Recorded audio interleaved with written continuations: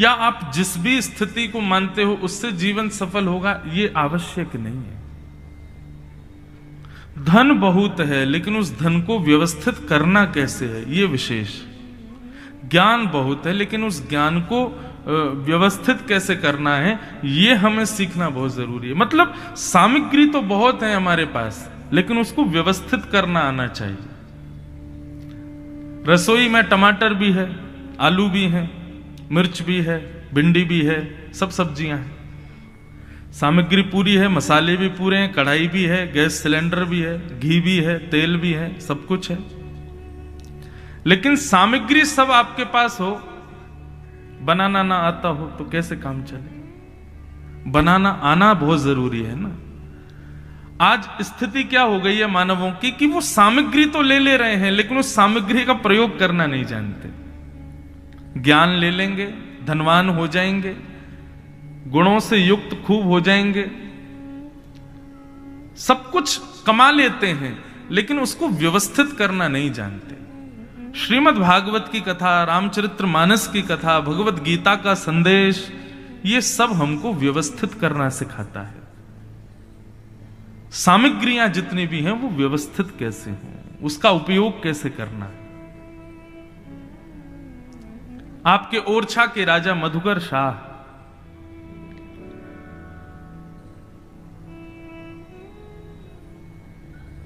ओरछा का इतना सुंदर भाव है कि वहां राजा कृष्ण भक्त हैं और रानी राम भक्त हैं। मुझे लगता है कि अधिकतर हम घरों में देखते हैं कि पत्नी भक्त होती है, पति को कोई मतलब नहीं। कई घरों में पति भक्त होता है, पत्नी पूरे दिन मजाक ही उड़ाती रहती है उसका। पर बंधुओं, घर अयोध्या और वृंदावन बन जाता है जब दोनों भक्त हो, पति भी भक्त हो, पत्नी भी भक्त हो। ये बड़ी भगवान की कृपा है। और मधुकर शाह जी का जब हम चरित्र देखते हैं, उनकी पत्नी का जब चरित्र देखते हैं, तो मन करता है कि गृहस्थाश्रम ऐसा हो। मधुकर शाह राजा तो कृष्ण भक्ति में तल्लीन रहते हैं और उनकी पत्नी सदैव राम भक्ति में तल्लीन रहती है, और दोनों में मीठी मीठी नोकझोंक भी होती रहती है। वो कहते हैं हमारे कृष्ण ऐसे हैं, वो कहते हैं अरे हमारे राम जी को देखो वो ऐसे हैं। हम लोग भी वृंदावन वासी जब अयोध्या वासियों से मिलते हैं तो हमारी बड़ी मीठी नोकझोंक होती है। हमारे परम पूजनीय प्रातस्मरणीय जगत गुरु पूज्य श्री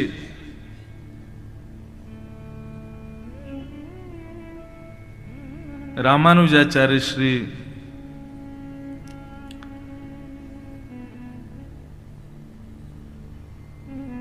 पूज्य महाराज जी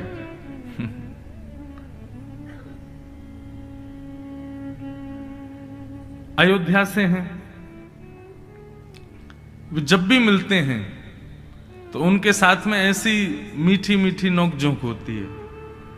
वे अपने राम जी को परम श्रेष्ठ बताते हैं, परम सरल बताते हैं, उनकी योग्यताएं बताते हैं, और हम अपने वृंदावन बिहारी लाल जी को उनकी मधुर लीलाओं को श्रेष्ठ बताते हैं।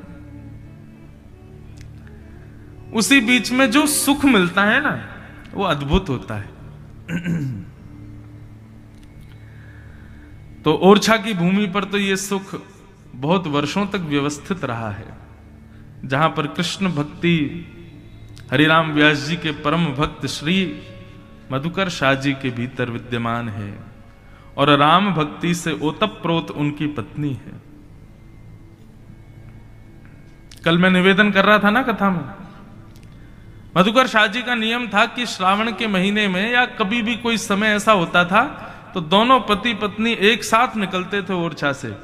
पत्नी जाती थी अयोध्या और मधुकर शाह जी जाते थे वृंदावन। मधुकर शाह जी एक बार लौट करके आए तो देखा कि पत्नी अभी तक आई नहीं अयोध्या से। कुछ दिन इंतजार किया तब भी नहीं आई, तो पत्र भेजा, बोले कब आ रही हो भैया, आप जल्दी आओ, गृह गृहस्थी भी तो देखनी है। पत्नी ने पत्र देख करके सोचा कि ठीक है चले जाएंगे, एक दो दिन और रुक जाएं। 2-4 दिन बाद फिर एक पत्र आ गया, बोले आ नहीं रही हो, क्या हो गया है। फिर मन बनाया ठीक है चली जाऊंगी, लेकिन अब तीसरा पत्र जब मधुकर शाह जी ने लिखा तो उसमें यही लिखा, अब तो लगता है राम लला को संगी लेके आओगी। अब आप विचार कीजिए, मधुकर शाह जी ने केवल ऐसे ही सहज भाव में लिखा कि रामलला को संग ही लेके आओगी। उनकी पत्नी के मन में भाव आया, हे राम जी, हमारे पतिदेव के मन का भाव है, हमारे हृदय का भी भाव है। उन्होंने विपरीत पत्र लिख करके भेजा और मधुकर शाह जी से कहा, बोले अब तो यही सोच लीजिए, रामलला आएंगे तो ही मैं आऊंगी, नहीं तो नहीं आऊंगी, उनके बगैर नहीं आऊंगी। और बंधुओं, आप सबको शायद पता हो, और जिनको नहीं पता, जो लोग लाइव देख रहे हैं वो लोग भी ध्यान से सुनना। त्रेता में जिस तिथि पर, जिस समय पर प्रभु श्री राघवेंद्र सरकार का अवध में अवतरण हुआ, वही तिथि थी। पूरी अयोध्या में रामनवमी मनाई जा रही थी, सब नाच रहे थे, गा रहे थे, आनंद कर रहे थे। लेकिन मधुकर शाह जी की पत्नी, ओरछा की रानी महारानी, वे नेत्रों से नीर बहा रही थी। बोले आप अयोध्या में प्रकट हो गए, मेरे हृदय में प्रकट नहीं हो पाएंगे, मेरे ओरछा नहीं चलेंगे आप। और यहां रामनवमी का उत्सव मनाया जा रहा है, संत जन नाच रहे थे, गा रहे थे, अवध में आनंद भयो, जय बोलो श्री राम की। लेकिन हमारी ओरछा की महारानी सरजू जी की ओर जाने लगी प्राण त्याग करने के लिए कि राघव आप नहीं पधारेंगे। और जैसे ही सरजू जी में श्री राघवेंद्र सरकार के विरह में अपने प्राण त्यागने के लिए जैसे ही तन से समाधि लेने लगी, जैसे ही सरजू जी में प्रवेश किया, श्री राम जी का मधुर विग्रह आकर के रानी के हृदय से लग गया। जैसे ही देखा तो श्री राघव हाथ में आ गया। क्या बता रहा था मैं? वही तिथि थी, वही समय था जो त्रेता में राघव जी के प्रागट्य का समय था। उसी तिथि पर, सेम उसी नक्षत्र में, ठीक उसी समय पर हमारे ओरछा के राम राजा सरकार का प्रादुर्भाव हुआ। इसका मतलब क्या है? कहने में कोई अतिशयोक्ति नहीं है। अयोध्या वही मानो जहां भक्त विराजमान। अयोध्या के श्री राम लला जो राजा हैं, वे तो ओरछा में ही विराज रहे हैं, वे तो ओरछा में ही व्यवस्थित है। और रानी के साथ में वही ठाकुर जी ओरछा पधारे और ओरछा में आकर के अपना सुंदर भाव विराजमान किया ठाकुर जी ने। बंधुओं, हमारे ओरछा के राम राजा सरकार और श्री रामचरित्र मानस जी की प्रादुर्भाव तिथि भी एक ही है। जिस समय गोस्वामी तुलसीदास जी ने रामचरित्र मानस की रचना की और जिस दिन मानस जी को पूर्ण किया, व्यवस्थित किया, ठीक वही तिथि भी हमारे ओरछा के राम राजा सरकार के प्रादुर्भाव की तिथि है। तो ऐसे परम भक्तों की भूमि, मेरे मन में आज भाव आ रहा था कि हरिराम व्यास जी भी इसी बुंदेलखंड के हैं, मधुकर शाह राजा भी इसी बुंदेलखंड के, जिन्होंने कृष्ण भक्ति को खूब आनंदित किया। तो बीच बीच में कथा में मैं उनके प्रसंग भी लूंगा, श्री हरिराम व्यास जी के पद भी गाऊंगा, जिन्होंने यहीं बुंदेलखंड से जाकर के ब्रजरस का प्रचार किया। हरिराम व्यास जी का एक पद मुझे इतना प्रिय है, वे कहते हैं, वृंदावन सांचो धन भैया, जहां श्री राधा चरण रेणु की, कमला लेत बलैया, कनक कूट कोटिक लग तजिए, भजिए कुंवर कन्हैया, आतुर मन में व्यास पुकारे, है को रसिक सुनैया, वृंदावन सांचो धन भैया। हरिराम व्यास जी का पद। तो ऐसी बुंदेलखंड की भूमि पर हम लोग बैठे हैं, कल महात्म सुन रहे थे, आज कथा का द्वितीय दिवस प्रारंभ, श्रीमद् भागवत के प्रथम स्कंद से हम लोग प्रवेश करते हैं। आइए बड़े भाव से भागवत जी के प्रथम श्लोक को सब लोग ध्यान पूर्वक सुनिए, हाथ जोड़ लीजिए और नेत्र बंद करके विचार कीजिए कि श्री बालकृष्ण प्रभु हृदय में पधार रहे हैं। इस श्लोक के माध्यम से श्री कृष्ण ही हृदयस्थ हो रहे हैं। इस भाव से इस श्लोक को सुनिए। जन्माद्यस्य यतोऽन्वयादितरतः चार्थे स्वविज्ञस्वराट् तेने ब्रह्महृदाय आदिकवये मुह्यन्ति यत्सूरयः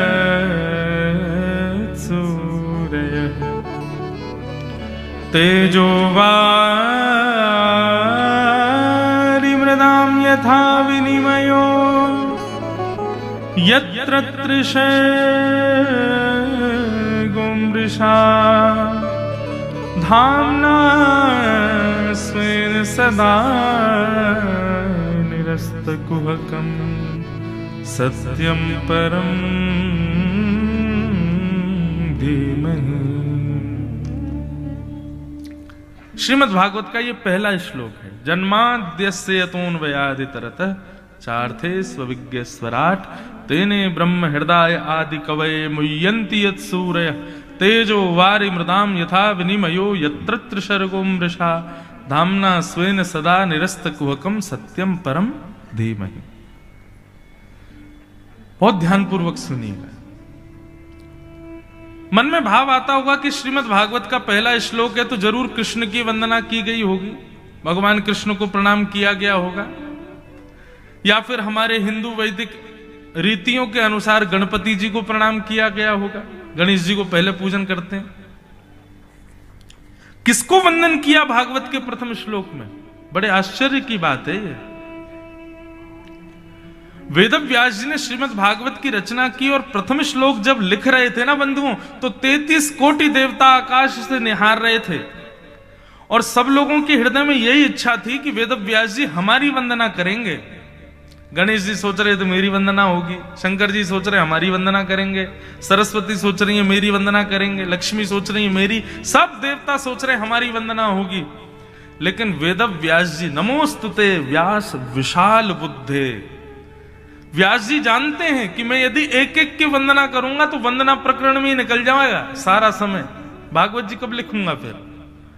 और यदि इनमें से एक की वंदना करूं, एक को छोड़ दूं तो नाराज हो जाएंगे। ऐसा क्या करें कि सबकी वंदना भी हो जाए और ये नाराज भी नहीं हो। सब लोग इधर देखो, सावधानी से सुनो। वेदव्यास जी ने क्या लिखा? बोले ऐसे किसकी वंदना करूं जिससे कोई नाराज भी ना हो और एक ही श्लोक में सबकी वंदना भी हो जाए। तो वेदव्यास जी ने श्लोक लिखते लिखते लिखते लिखते अंत में क्या लिखा? सत्यम परम धीमहि। वेदव्यास जी कहते हैं जो भी परम सत्य है, नाम नहीं लिखा, जो भी परम सत्य है मैं उसको वंदन करता हूं। अब सोचते रहो कौन परम सत्य। यहां तो हम लोग भी अपने आप को परम सत्य मानते हैं, सब अपने आप को परम सत्य मानते हैं। सब देवता एक दूसरे का मुख निहारने लगे, बोले वाह भैया, बुद्धि हो तो वेदव्यास जी जैसी। एक श्लोक लिखा, ऐसे को वंदना करी कि सब प्रसन्न भी हो गए, वंदना भी हो गई और सहज भी हो गया, कोई लंबा प्रकरण भी नहीं चलाना पड़ा। ये वेदव्यास जी की विद्वत्ता है। लेकिन फिर भी वेदव्यास जी ने कुछ भाव अंकित किए प्रथम श्लोक में कि ये गुण जिसमें है मैं उसको परम सत्य मानता हूं। और वो गुण क्या बताए? जन्माद्यस्य यतः, जिसका कभी जन्म नहीं होता और जिसकी कभी मृत्यु नहीं होती। या फिर दूसरा अर्थ लगाएं तो जो जन्म और मृत्यु का हेतु है, जिसके चाहने से सब जन्म लेते हैं, जिसके चाहने से सब मर जाते हैं, मैं उसको प्रणाम करता हूं। प्रथम चार्थे स्वविज्ञ स्वराट, जो अविज्ञ है, अनविज्ञ नहीं है। अविज्ञ मतलब कहते हैं जानकार, अनविज्ञ कहते हैं जिसको जानकारी नहीं है। बोले जिसको सब पता है, कब पृथ्वी बनी थी, कब पृथ्वी का प्रलय होगा, किस व्यक्ति की कहां गति होगी, कहां अगति होगी, कब प्रलय होगा, कब संग्रह होगा, इस प्रकार जो सबके ज्ञाता हैं उसको मैं प्रणाम करता हूं।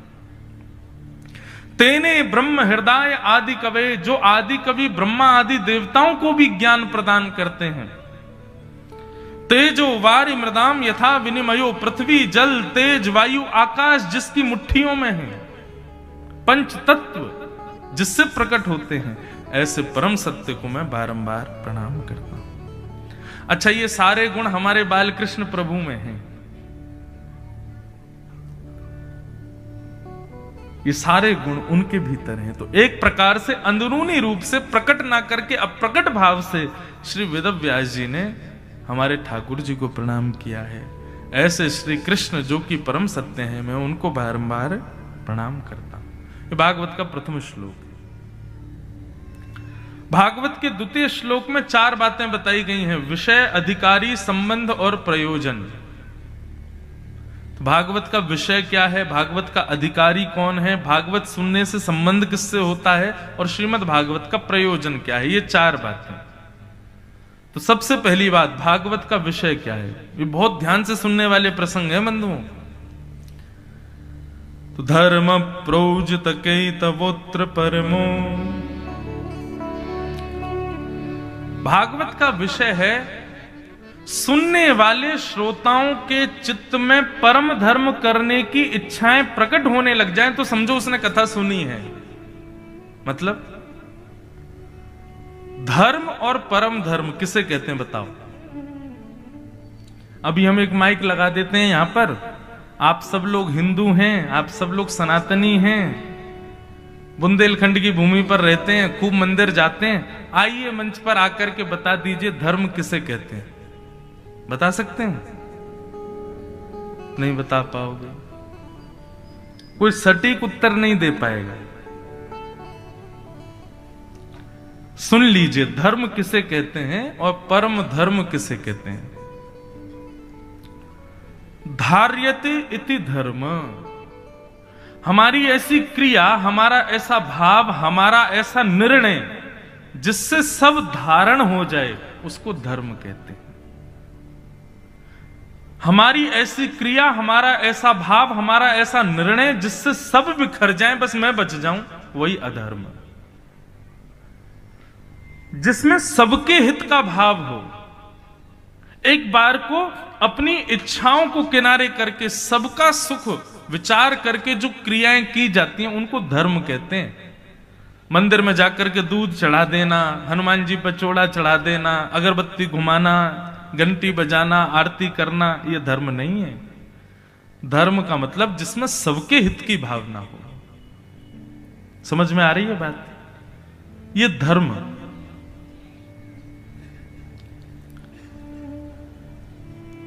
एक प्रकार से दुकानदार अपनी दुकान पर जाकर के बैठता है और सही तरीके से बिल्कुल शिष्टाचार का पालन करते हुए अपनी दुकान चलाता है, वह उसका धर्म है।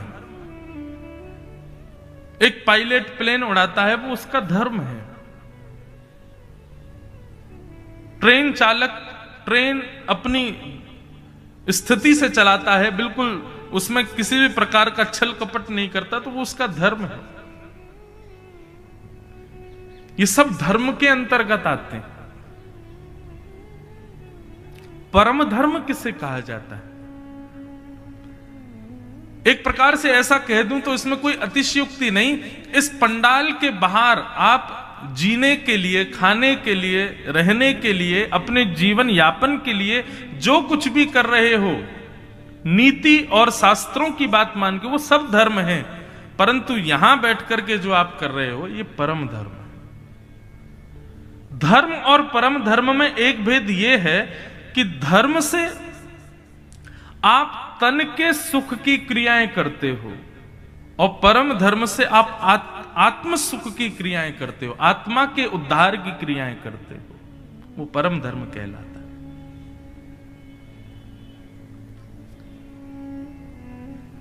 हम भागवत की कथा कराएं, हम वैदिक अनुष्ठान कराएं, हम मानव कल्याण के लिए यज्ञ कराएं, गरीब कन्याओं का विवाह करें, गरीब बालकों के लिए सुंदर विद्यालय बनवाएं, ये सब परम धर्म के अंतर्गत आते हैं। श्रीमद् भागवत का विषय क्या है? जहां परम धर्म करने की अनंत इच्छाएं प्रकट हो जाएं हृदय में, उसको भागवत का विषय कहा गया। व्यक्ति स्वार्थी नहीं रहता कथा सुनने के बाद, परमार्थी हो जाता है।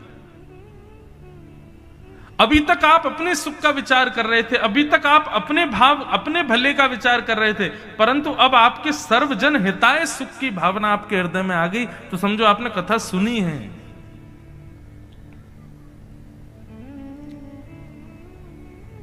ये भागवत का विषय है। मैं भले ही आधी रोटी खाऊं, पर सबको 2-2 रोटी खवाऊं, ये भावना, इसको भागवत का विषय कहा गया।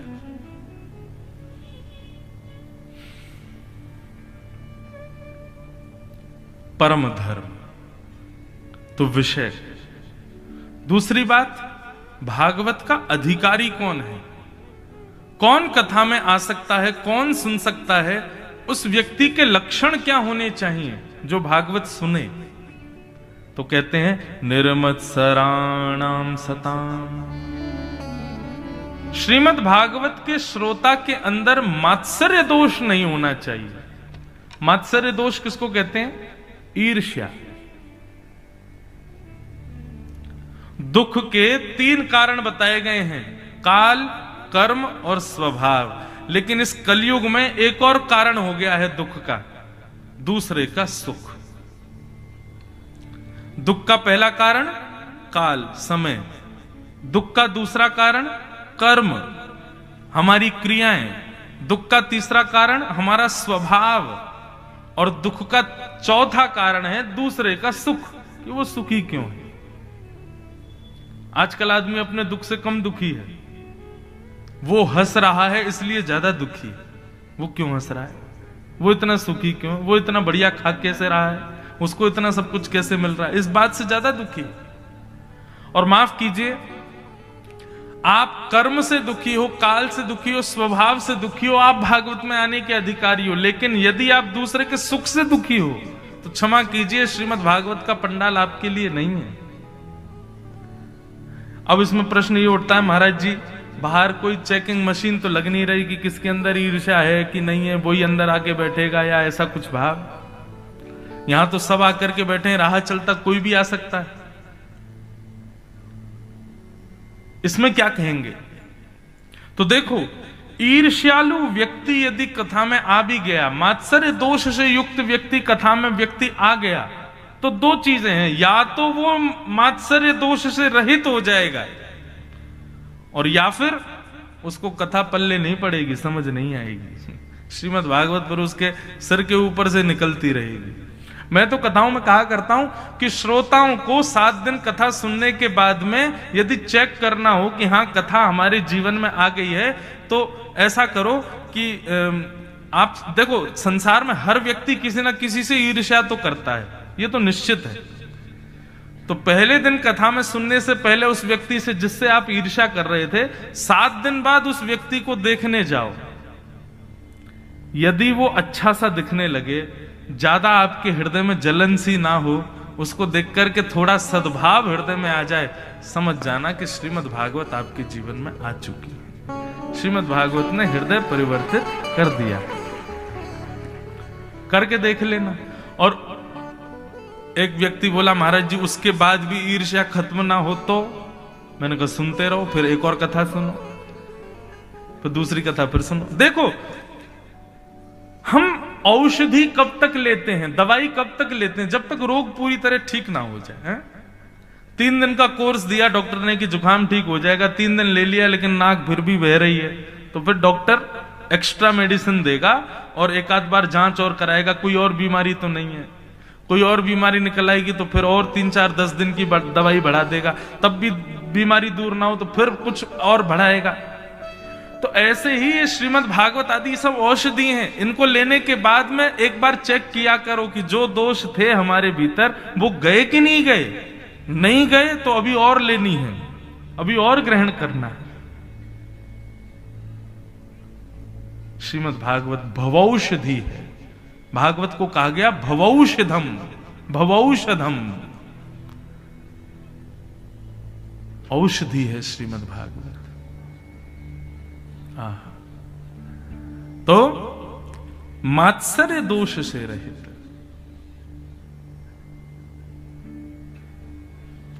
वैष्णव जन तो नरसिंह मेहता कहते हैं। नरसिंह मेहता के इसी भाव से हमारे भारत देश के राष्ट्रपिता आगे चले।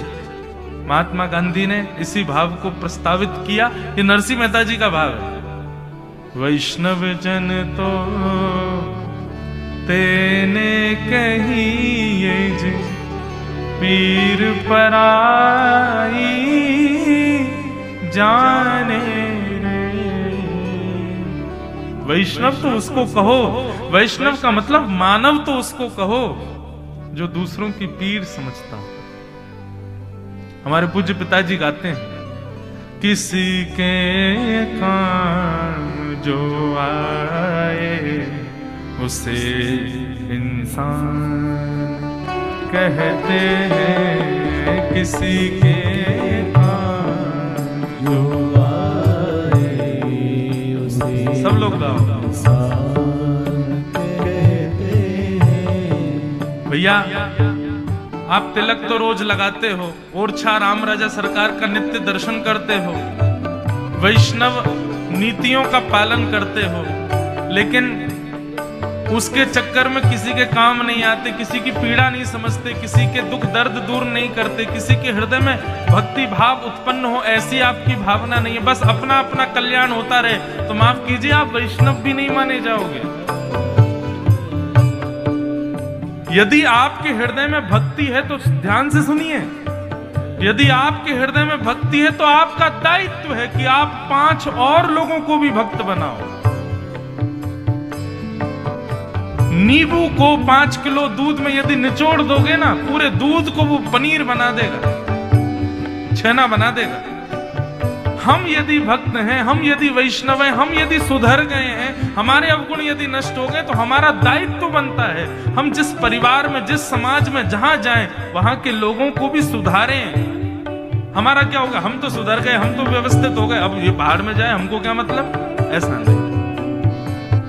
उसको भी सुधारना है, उसको भी व्यवस्थित करना है। ठीक है वो ना सुधरे वो उसकी बात, लेकिन प्रयास तो करो। लोग प्रयास भी नहीं करते।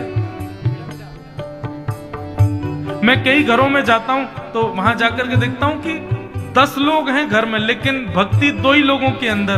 तो वो कहते महाराज जी अब हम सबसे थोड़ी कह सकते हैं नहीं करते। मैंने कहा नहीं, आपका अधिकार है, आप कुछ ना कुछ ऐसा कीजिए कि जिससे सबके हृदय में भक्ति आवे। एक कथा सुनाएं छोटी सी। हिरण्यकश्यप की पत्नी कयाधु, उनके विषय में आता है कि हिरण्यकश्यप जब हिमालय पर गया भगवान अमर बनने के लिए, हिरण्याक्ष को जब बराह भगवान ने मार दिया तो हिरण्यकश्यप ने प्रण ले लिया कि मैं बदला लूंगा अपनी भाई की मृत्यु का और इस नारायण को मारूंगा। उसने जाके ब्रह्मा जी से पूछा कि नारायण को मारने के लिए क्या करना पड़ेगा, तो ब्रह्मा जी हंसने लगे, बोले संभव ही नहीं है। बोले क्यों? बोले नारायण अमर है और अमर को कोई नहीं मार सकता। हिरण्यकश्यप बोला विष को विष मार सकता है, लोहे को लोहा काट सकता है, तो इसका मतलब अमर को अमर ही मार सकता है। यदि मैं भी अमर बन जाऊं तो मेरी और नारायण की लड़ाई हो सकती है। ब्रह्मा जी बोले अब तुम भाई बेतुकी बात कर रहे हो, क्या समझाएं तुमको। और हिरण्यकश्यप नहीं माना और भजन करने के लिए हिमालय पर चला गया। तो जैसे ही हिमालय पर हिरण्यकश्यप गया, जिस वृक्ष के नीचे जाकर के बैठा, वहीं नारद जी एक तोता बनकर के आ गए और वृक्ष की डाल पर बैठ करके जैसे ही हिरण्यकश्यप तप करने लगा, ओम ब्रह्मणे नमः, ओम ब्रह्मणे नमः, ओम ब्रह्मणे नमः, इतने में ही नारद जी तोता बनकर के आए और डाल पर बैठ करके बोले नारायण नारायण नारायण नारायण। हिरण्यकश्यप के नेत्र खुले, अब सगुन हो गया है। तपस्या प्रारंभ करते ही शत्रु का नाम सुनाई दे रहा है, कहीं और जाके बैठूंगा।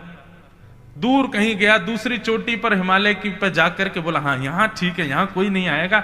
जैसे जाकर के बैठा तो नारद जी वहां भी पहुंच गए और जैसे उसने तपस्या प्रारंभ की, नारद जी फिर बोले नारायण नारायण नारायण। हिरण्यकश्यप ने खूब सारे स्थान बदल लिए, लेकिन नारद जी ने उसका पीछा नहीं छोड़ा। हिरण्यकश्यप बोला, मुझे लगता है कि मैं गलत समय पर निकल आया हूं, आज तपस्या का दिन ही, मुहूर्त ही खराब है। शत्रु का नाम सुनाई दे रहा है। लौट करके वापस अपने घर चला गया, अपने राज्य में चला गया। पत्नी ने पूछा, भगवान आप तो अमर बनने गए थे और कह के गए थे वर्षों लगेंगे, आप तो 2-4 दिन में ही लौट आए। हिरण्यकश्यप बोला, क्या बताऊं देवी, मैं बहुत गलत समय पर निकला था, अपशकुन था, मुझे पंचांग दिखाना चाहिए था, ज्योतिषियों से पूछना चाहिए था जाने से पहले। बोले क्यों? बोले मैं जैसे ही हिमालय पर गया, भजन करने लगा, तो पता नहीं कहां से एक पक्षी आया और आकर के बोला नारायण नारायण नारायण, मेरे शत्रु का नाम बोलने लगा। मैंने कहा अपशकुन है, ऐसे में भजन नहीं बनेगा। जैसे ही नारायण शब्द बोला ना, कयाधु के नेत्र बंद हो गए, ध्यान लग गया, क्योंकि वो जानती थी कि ये तो परब्रह्म परमात्मा भगवान का नाम है। मन में सोचने लगी, मेरे पति कभी भगवान का नाम ऐसे तो गाएंगे नहीं, ऐसे तो भजन करेंगे नहीं, ऐसे तो माला कभी फेरेंगे नहीं, लेकिन मेरा पातिव्रत धर्म तब पूर्ण हो कि मैं अपने पति का उद्धार करूं। और कयाधु ने कैसा नाटक किया, किसी काम में व्यस्त हो गई और फिर लौट करके आई और बोली, वो आप वापस क्यों लौट आए हिमालय से? आप अमर बनने गए थे, मैं भूल गई आपने क्या बताया था। बोले अरे देवी तुम बड़ी जल्दी भूल जाती हो। अरे हिमालय पर गए, वहां एक पक्षी आ गया और आकर के नारायण नारायण नारायण नारायण बोलने लगा। कयाधु गिनती जा रही थी, अभी ये 8 हो गए हैं, मुझे 100 और बुलवाने हैं इनसे, 108 हो जाए, एक माला हो जाए तो कम से कम ये रहेगा कि मेरे पति ने 108 बार नारायण नाम बोला है। कयाधु पैर दबाने बैठ गई, बोले कि आप आ गए, मुझे तो बड़ी प्रसन्न, मैं तो बड़ी चिंतित हो गई थी कि आप इतने वर्षों के लिए गए हो, लेकिन आप लौट आए। भला हुआ उस पक्षी का, उसने कुछ अच्छा ही बोला होगा। बोले क्या अच्छा बोला? नारायण नारायण नारायण नारायण नारायण बोल रहा था। बोले अच्छा अच्छा अच्छा, क्षमा क्षमा क्षमा। ऐसे करते करते बार बार कोई ना कोई बहाना लेकर के आती और बार बार नारायण बुलवाती, और हर बार गिनती कितने और रह गए? बस 4 बार और बोलना था। 104 नाम अभी तक बोल चुके थे हिरण्यकश्यप। रात्रि का समय, भोजन प्रसाद के बाद कयाधु शयन शैया पर लेटे हिरण्यकश्यप के पास आई। बोले भगवान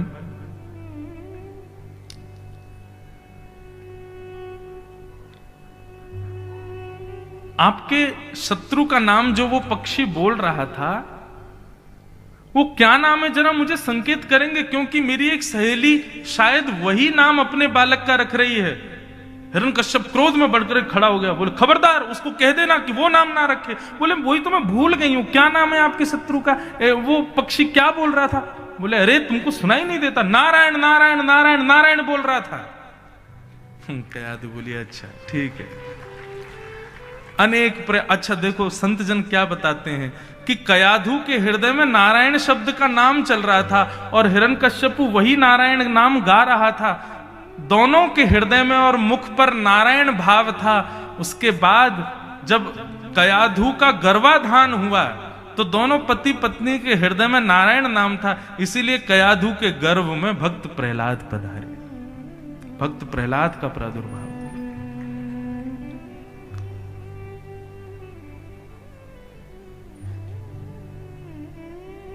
इसे कहते हैं भक्त का लक्षण, जो बहाने से ही सही अपने परिवार के जनों से, अपने मित्रों से, अपने पड़ोसियों से, अपने संग रहने वालों से कैसे भी भजन करवावे, कैसे भी ठाकुर जी के सन्मुख उनको ले जावे।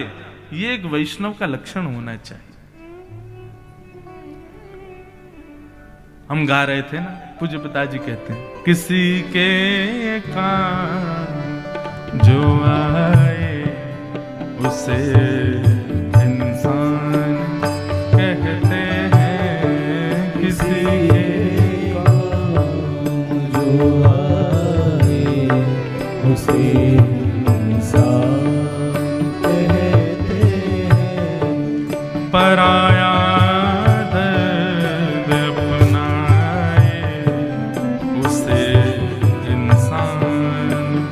कहते हैं, पराया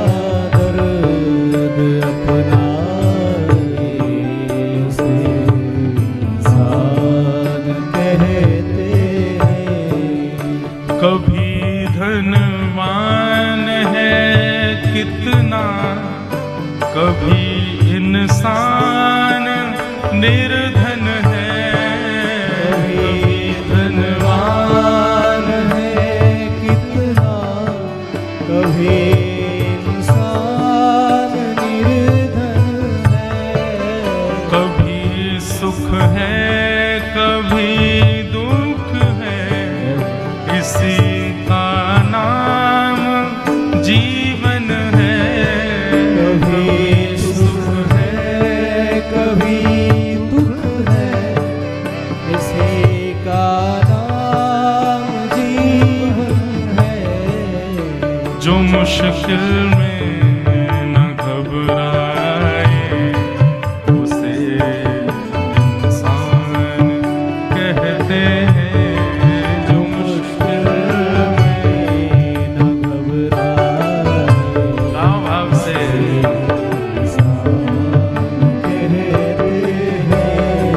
किसी के काम जो आए, उसे इंसान कहते हैं। किसी के काम जो आए, उसे इंसान कहते। कितनी सुंदर पंक्तियां हैं।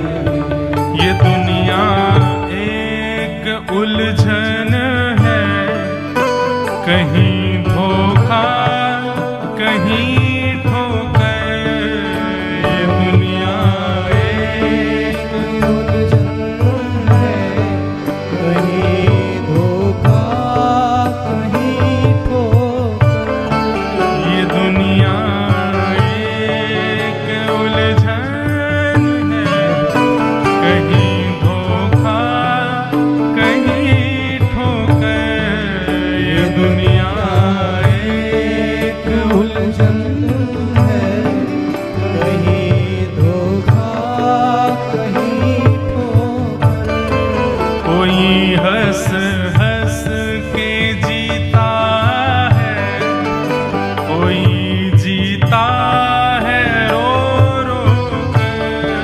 कोई हंस हंस के जीता है, कोई जीता है रो रो कर। बहुत सुंदर बात। जो गिर कर फिर संभल जाए, उसे इंसान कहते हैं। जो गिर कर फिर संभल जाए, उसे इंसान कहते हैं। किसी के काम जो आए, उसे इंसान कहते हैं। किसी के काम जो आए, श्रीमद् भागवत हमको ऐसा बनाती है, जो बात यहाँ लिखी। कहते बोलो भागवत महापुराण की।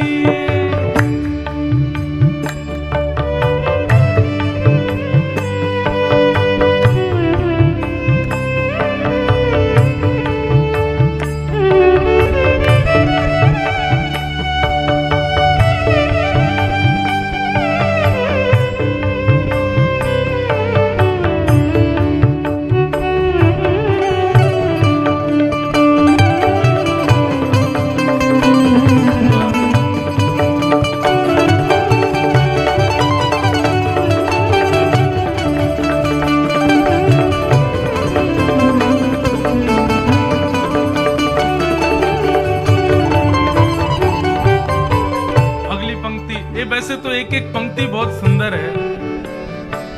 अगर गलती रुलाती है तो राहें भी दिखाती है।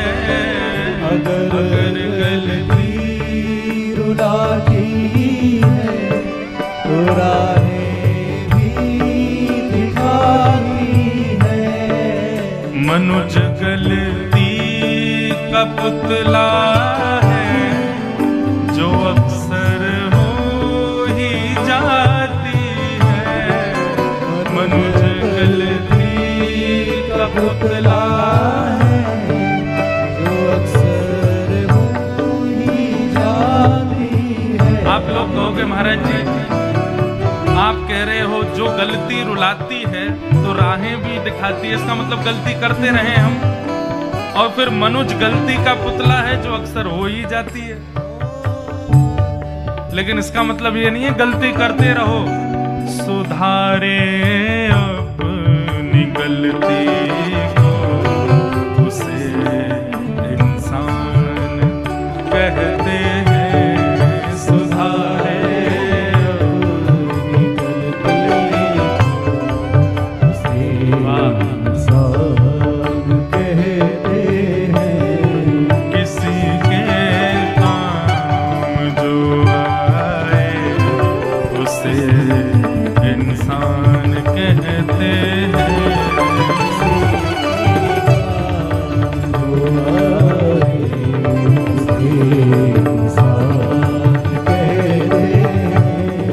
पराया अपनाए उसे इंसान कहते हैं। पराया अपनाए उसे इंसान कहते हैं। किसी के काम जो आए उसे इंसान कहते हैं।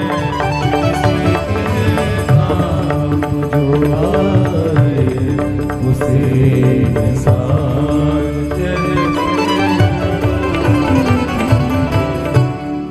श्रीमद् भागवत ऐसा बनाती है, यदि ऐसे बन जाओ, ये लक्षण आपको 7वें दिन अपने अंदर दिख जाएं, तो समझना आपने कथा सुनी। या ऐसा नहीं कि कथा सुनी, कथा ने आपको चुना, ऐसा मान लो। माफ कीजिएगा, आपने सैकड़ों कथा सुन ली लेकिन जैसे थे वैसे ही रहे, तो क्या सुना आपने? 7 दिन तक रोज आइए और 7 दिन बाद जब आप अपने दोबारा काम पर जाओ, दोबारा घर के लोगों से मिलो, दोबारा मित्रों से मिलो, दफ्तर जाओ, कॉलेज जाओ, तो संग वाले कहने लग जाएं कि भाई तू पहले से बदला बदला लग रहा है, अब तेरे अंदर थोड़ा सा ना चेंज तो आ गया है भाई, जब से कथा शुरू हुई है और सुनी है, तुम थोड़े से बढ़िया से लग रहे हो हमको। तो समझो, तो प्रसन्न हो जाना। तब क्या सोचना, ये मत सोचना मैंने कथा सुनी, ये मत सोचना कथा ने मुझको चुना, ये सोचना राम जी मेरे हृदय में विराज गए हैं, अब राघव ने मेरे हृदय को स्वीकार कर लिया। क्योंकि मैंने कथा सुनी, इससे अहंकार आ जाएगा। राम जी ने मुझको चुना, इससे अहंकार नहीं आएगा। राम जी ने मेरे हृदय में विराजमान है, इससे अहम नहीं आएगा। और श्रीमद् भागवत वही करती है। श्रीमद् भागवत क्या है बंधुओं? ये एक श्रृंगार घर है, जिसको कहते हैं ब्यूटी पार्लर। ये ब्यूटी पार्लर तो नहीं है, हां यहां पर भक्ति ब्यूटी की जाती है। श्रीमद् भागवत के मधुर श्लोक, भजन, कीर्तन और दुनिया भर के उदाहरण रूपी सुंदर सुंदर श्रृंगार आपके किए जाते हैं। और श्रृंगार करता हम हैं, हमारे ये सब सहकर्मी साथ में, कुछ लोग तो बहुत बढ़िया से सहयोग कर रहे हैं, कुछ लोग ऐसे ही कर रहे हैं। तो आप सबका श्रृंगार करने के लिए हम लोग बैठे हैं। श्रृंगार क्यों करवाया जाता है? ताकि लोग हमसे रीझें, हमारे रूप पर फिदा हो जाएं। पर भागवत रूपी इस श्रृंगार घर में जो श्रृंगार होता है ना, उस श्रृंगार से संसार नहीं, उस श्रृंगार से श्री राघव रीझते हैं, उस श्रृंगार से गिरधर लाल रीझते हैं। यहां भागवत सुनने के बाद राम जी के सामने जाओगे तो निश्चित है राम जी आपको देख के प्रसन्न हो जाएंगे, वाह भक्ति का श्रृंगार करके आया, कितना सुंदर लग रहा है। हनुमान जी का बाहरी रूप देखोगे तो बंधुओं बानर हैं वो। बानर कोई सुंदर लगता है, लेकिन हनुमान जी को इतने प्रिय हैं कि हनुमान जी सदैव उनको हृदय से लगा करके रखते। क्यों? भक्ति के श्रृंगार से वो तत्प्रोत है। धर्म प्रोजित कई तवोत्र परमो निर्मत सराणाम सताम। तो हम बात कर रहे थे भागवत का अधिकारी कौन? मात्सर्य दोष जिसके हृदय में, वो भागवत का अधिकारी नहीं। वैद्यं वास्तवमत्र वस्तु शिवदं तापत्रयोन्मूलनम् वैद्यम वास्तव मत्र वस्तु शिवदम। बहुत सुंदर बात। श्रीमद् भागवत किससे संबंध कराती है? कई लोग भागवत की कथा इसलिए कराते हैं ताकि हमारी संपत्ति बढ़ जाए। कई लोग भागवत की कथा इसलिए कराते हैं ताकि अगले चुनाव में हम जीत जाएं। कई लोग भागवत की कथा इसलिए भी कराते हैं कि भैया हमारे पितृ मुक्त हो जाएं। भागवत कराने के पीछे उद्देश्य क्या होना चाहिए? हमारी मान लो तो यही उद्देश्य होना चाहिए, कृष्ण प्राप्ति करम शाश्वत, भगवान की प्राप्ति, श्री कृष्ण हमको मिल जाए, बस ये हमारा उद्देश्य होना चाहिए भागवत के पीछे। क्योंकि श्रीमद् भागवत उन्हीं से ही संबंध कराती है हमारा, इसके अतिरिक्त और कोई संबंध प्रिय नहीं लगेगा। श्रीमद् भागवत का मुख्य उद्देश्य यही है। इस प्रकार भागवत का द्वितीय श्लोक बोला। तीसरे श्लोक में वक्ता का गुण बताया गया। निगम कल्प तरोर गलितम फलम सुख मुखादमृतद्रव संयुतम पिबत भागवतम रसमालयम मुहुर्हो रसिका भुवि भावुका। विश्व का ऐसा कोई फल बताओ जिसमें छिलका और गुठली नहीं होती, बताओ। विश्व का एक ऐसा फल जिसमें छिलका नहीं है, गुठली भी नहीं है, और वो है श्रीमद् भागवत। श्रीमद् भागवत ऐसा फल है जिसमें ना तो छिलका है ना गुठली है, मतलब त्याज्य कुछ भी नहीं है। छिलका गुठली खाए नहीं जाते ना। श्रीमद् भागवत में तो रस ही रस है, और इस रस को पीना कैसे है? पिबत भागवतम रसमालयम श्रवण पुटेषु संवृतम। अपने कान रूपी दोनों में भर भर के इस भागवत रस को पियो। हमारे यहां कहते हैं ठाकुर जी ने ये दो कान दोने जैसे आकृति के क्यों बनाए? इसका कारण क्या है? कानों को कोई और आकार भी दिया जा सकता था, लेकिन ठाकुर जी ने दोने जैसे ही क्यों बनाए? ये बाहर का ढांचा क्यों बनाया ठाकुर जी ने? सुनने वाले पर्दे आदि सब अंदर होते हैं, ये बाहर का ढांचा क्यों है? कुंडल पहनने के लिए, चश्मा टांगने के लिए, यही काम होते हैं इनसे। बाहर वाले ढांचे से और तो कुछ होता नहीं है। यदि ये कट जाए कभी तो भी सुनाई देगा हमको, लेकिन इस बाहर की आकृति से मानो ठाकुर जी आपको संकेत कर रहे हैं, भाई पात्र मिले तो पात्र में कुछ भर करके पान करना चाहिए। ये आपको हमने दो दोने दिए हैं, इसमें हमारी मधुर कथामृत रस पान करो, इसमें भर भर के उसका पान करो, उसका स्वाद लो। आहा,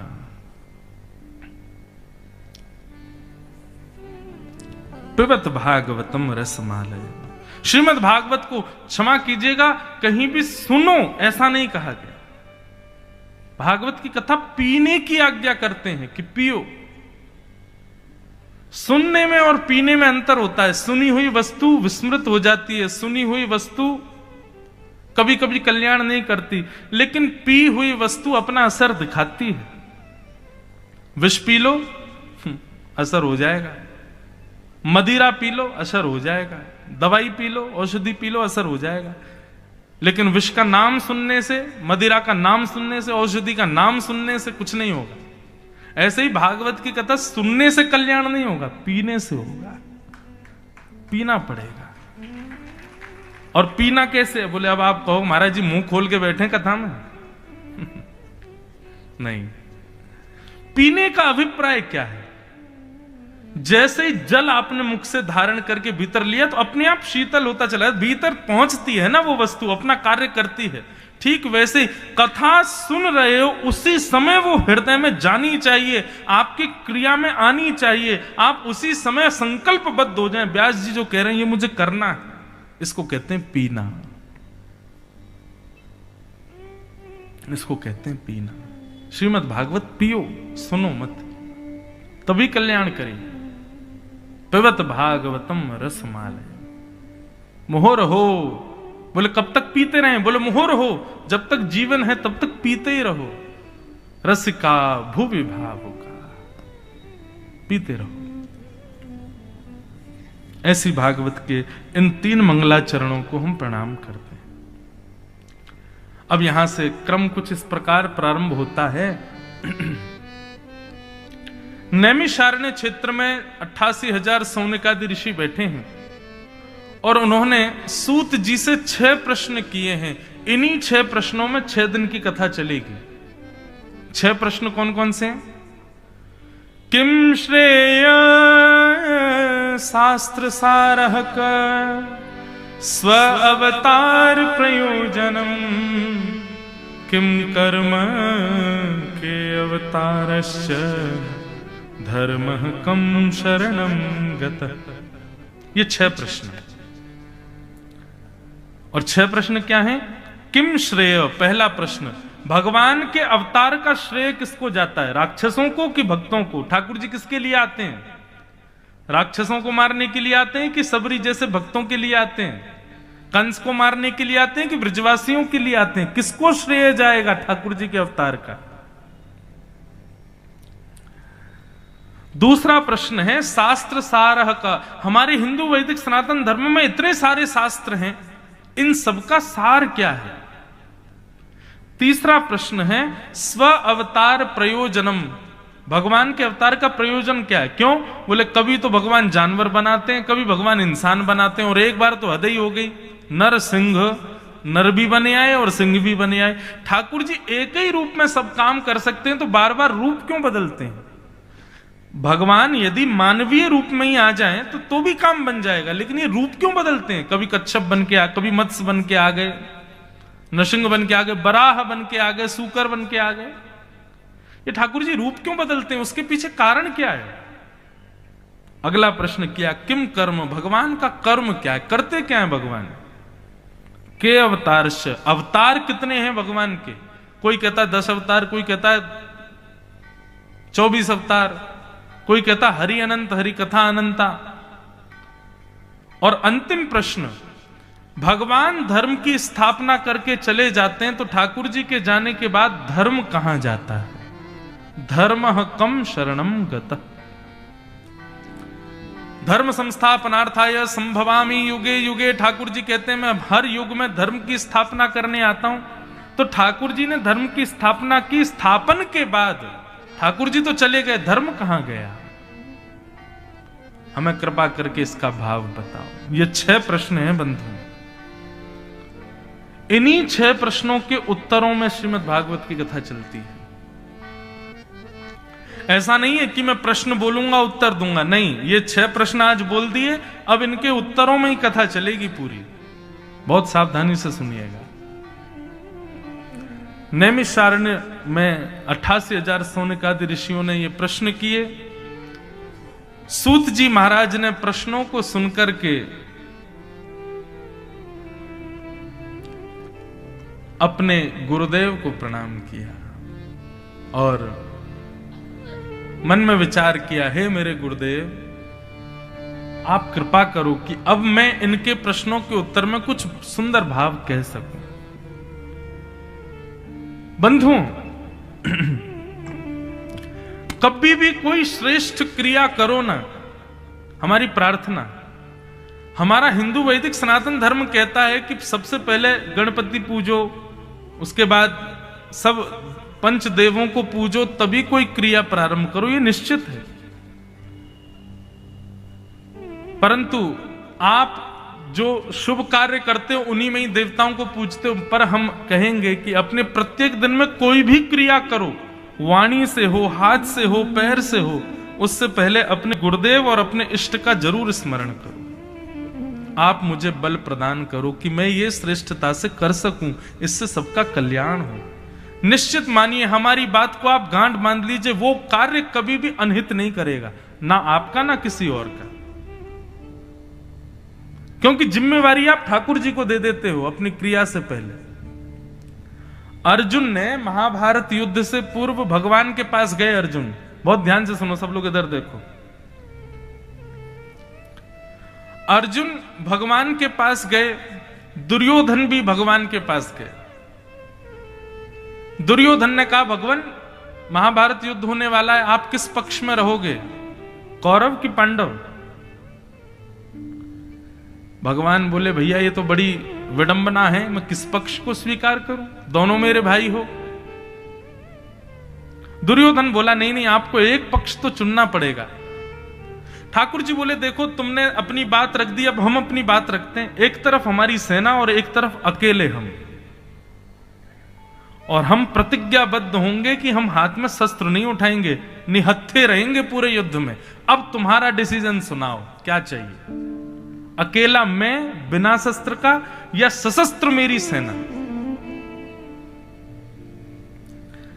दुर्योधन ने कहा आप अकेले आएंगे और वो भी बिना शस्त्र के आएंगे तो क्या दिन रात आपकी आरती करेंगे, ओम जय जगदीश हरे, स्वामी जय जगदीश हरे, हम युद्ध करने जा रहे हैं भगवान, आप खड़े रहो चुपचाप। भगवान एक काम कीजिए, आप मुझे अपनी सेना दे दीजिए, मैं आपकी सेना ले जाऊंगा। और दुर्योधन सेना लेकर के चला गया। अब आई अर्जुन की बारी। भगवान बोले उसके पास तो 2 ऑप्शन थे, तुम्हारे पास तो मैं ही हूं और तो कुछ है नहीं। अर्जुन अब तो तुम फंस गए, अब तो तुमको मुझे ही लेकर के जाना पड़ेगा और मैं भी बिना शस्त्र के तुम्हारे साथ जाऊंगा। अर्जुन की जो बात है ना, मैं कथाओं में बहुत बार इस बात को सुनाता हूं, मुझे इतनी प्रिय लगती है अर्जुन की ये बात, हर वैष्णव को इस बात को सुनना चाहिए। अर्जुन कहता है भगवान मैं ना तो आपको मांगने आया था और ना आपसे मांगने आया था, ना मुझे आप चाहिए और ना आपसे कुछ चाहिए। भगवान बोले तो फिर क्यों आए हो तुम? तो अर्जुन चरणों में अपना सर रखता है, दोनों हाथ ठाकुर जी के हाथों में देकर के कहता है मैं खुद को देने आया हूं, मैं आपको मांगने नहीं आया नाथ, मैं खुद को देने आया। महाभारत का युद्ध सिर पर है, मैं आपको ले जाऊं या आपसे कुछ ले जाऊं तो वंचित रहूंगा, लेकिन खुद को आपको सौंप दूंगा तो जिम्मेवारी आपकी रहेगी। अब आप देखो मुझे क्या करना। मैं आपको लेकर के जाऊं तो आप बैठे ही रहोगे, भोजन कब करना महाराज जी बताएंगे, नहाना कब है महाराज जी बताएंगे, सोना कब है महाराज जी बताएंगे। लेकिन मैं आपके यहां आ जाऊं तो जिम्मेवारी आपकी है, महाराज जी को हमको ही भोजन देना है, हमको ही उनको जल गर्म करके देना है, हमको ही उनको सोने की व्यवस्था करनी है। यही किया अर्जुन ने, स्वयं को अर्पित कर दिया। नाथ अब आप जानो मुझे क्या करना है। भगवान के नेत्र सजल हो गए, बोले निश्चिंत हो जा अर्जुन, ये तुम्हारा ये समर्पण ही, तुम आज ही जीत गए हो महाभारत का युद्ध, क्योंकि सर्वस्व अर्पित कर दिया मुझको।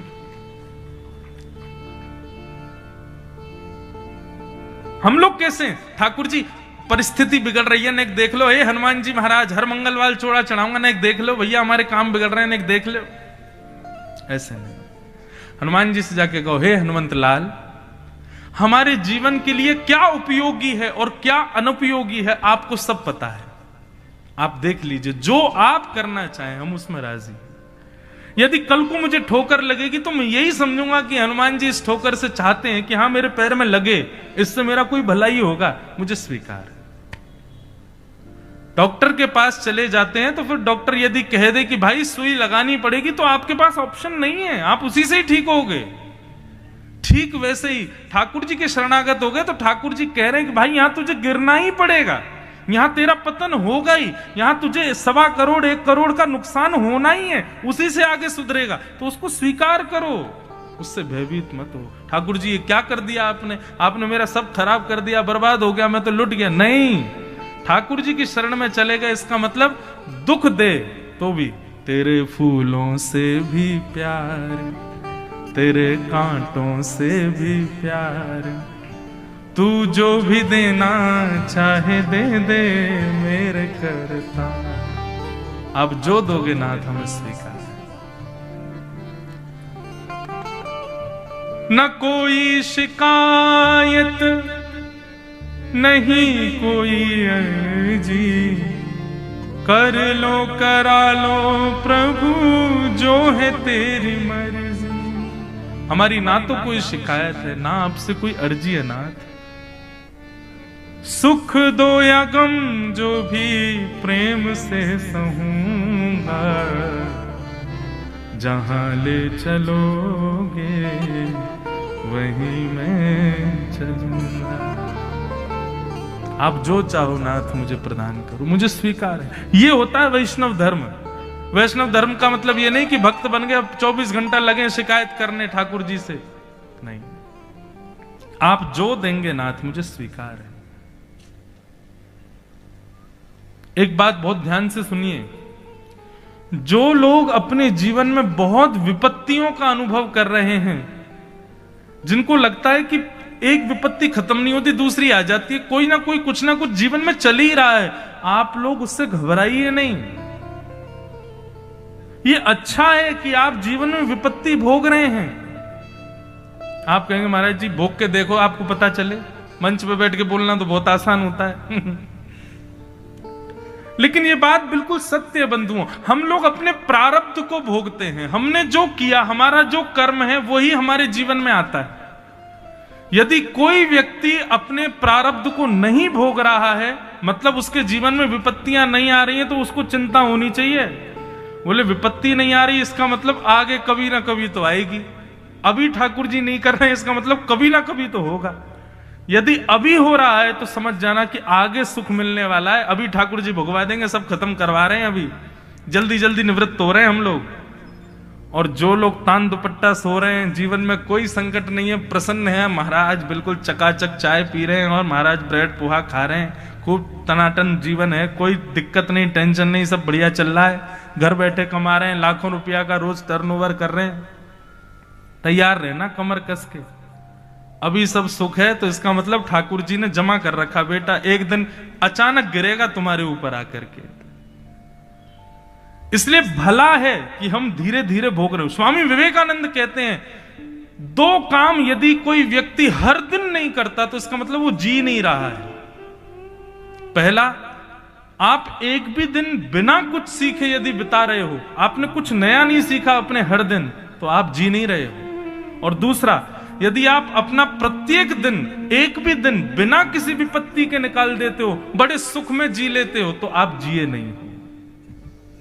आप जीते ही तब हो, आप मानव बनते ही तब हो जब हर दिन आप कुछ सीखो और हर दिन आपके जीवन में कोई ना कोई चुनौती आपके सामने आवे, तो समझो आप जी रहे हो।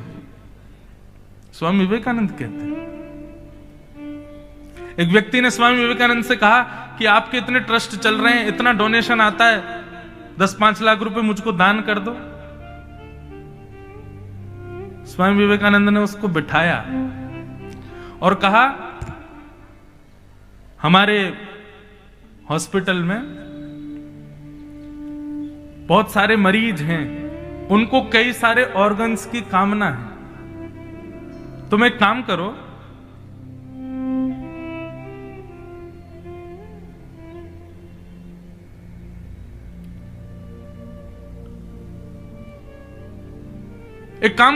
तुम्हारे पास 2 किडनी है, 1 किडनी दे दो, हम उसके बदले तुमको 4 लाख रुपए दे देंगे।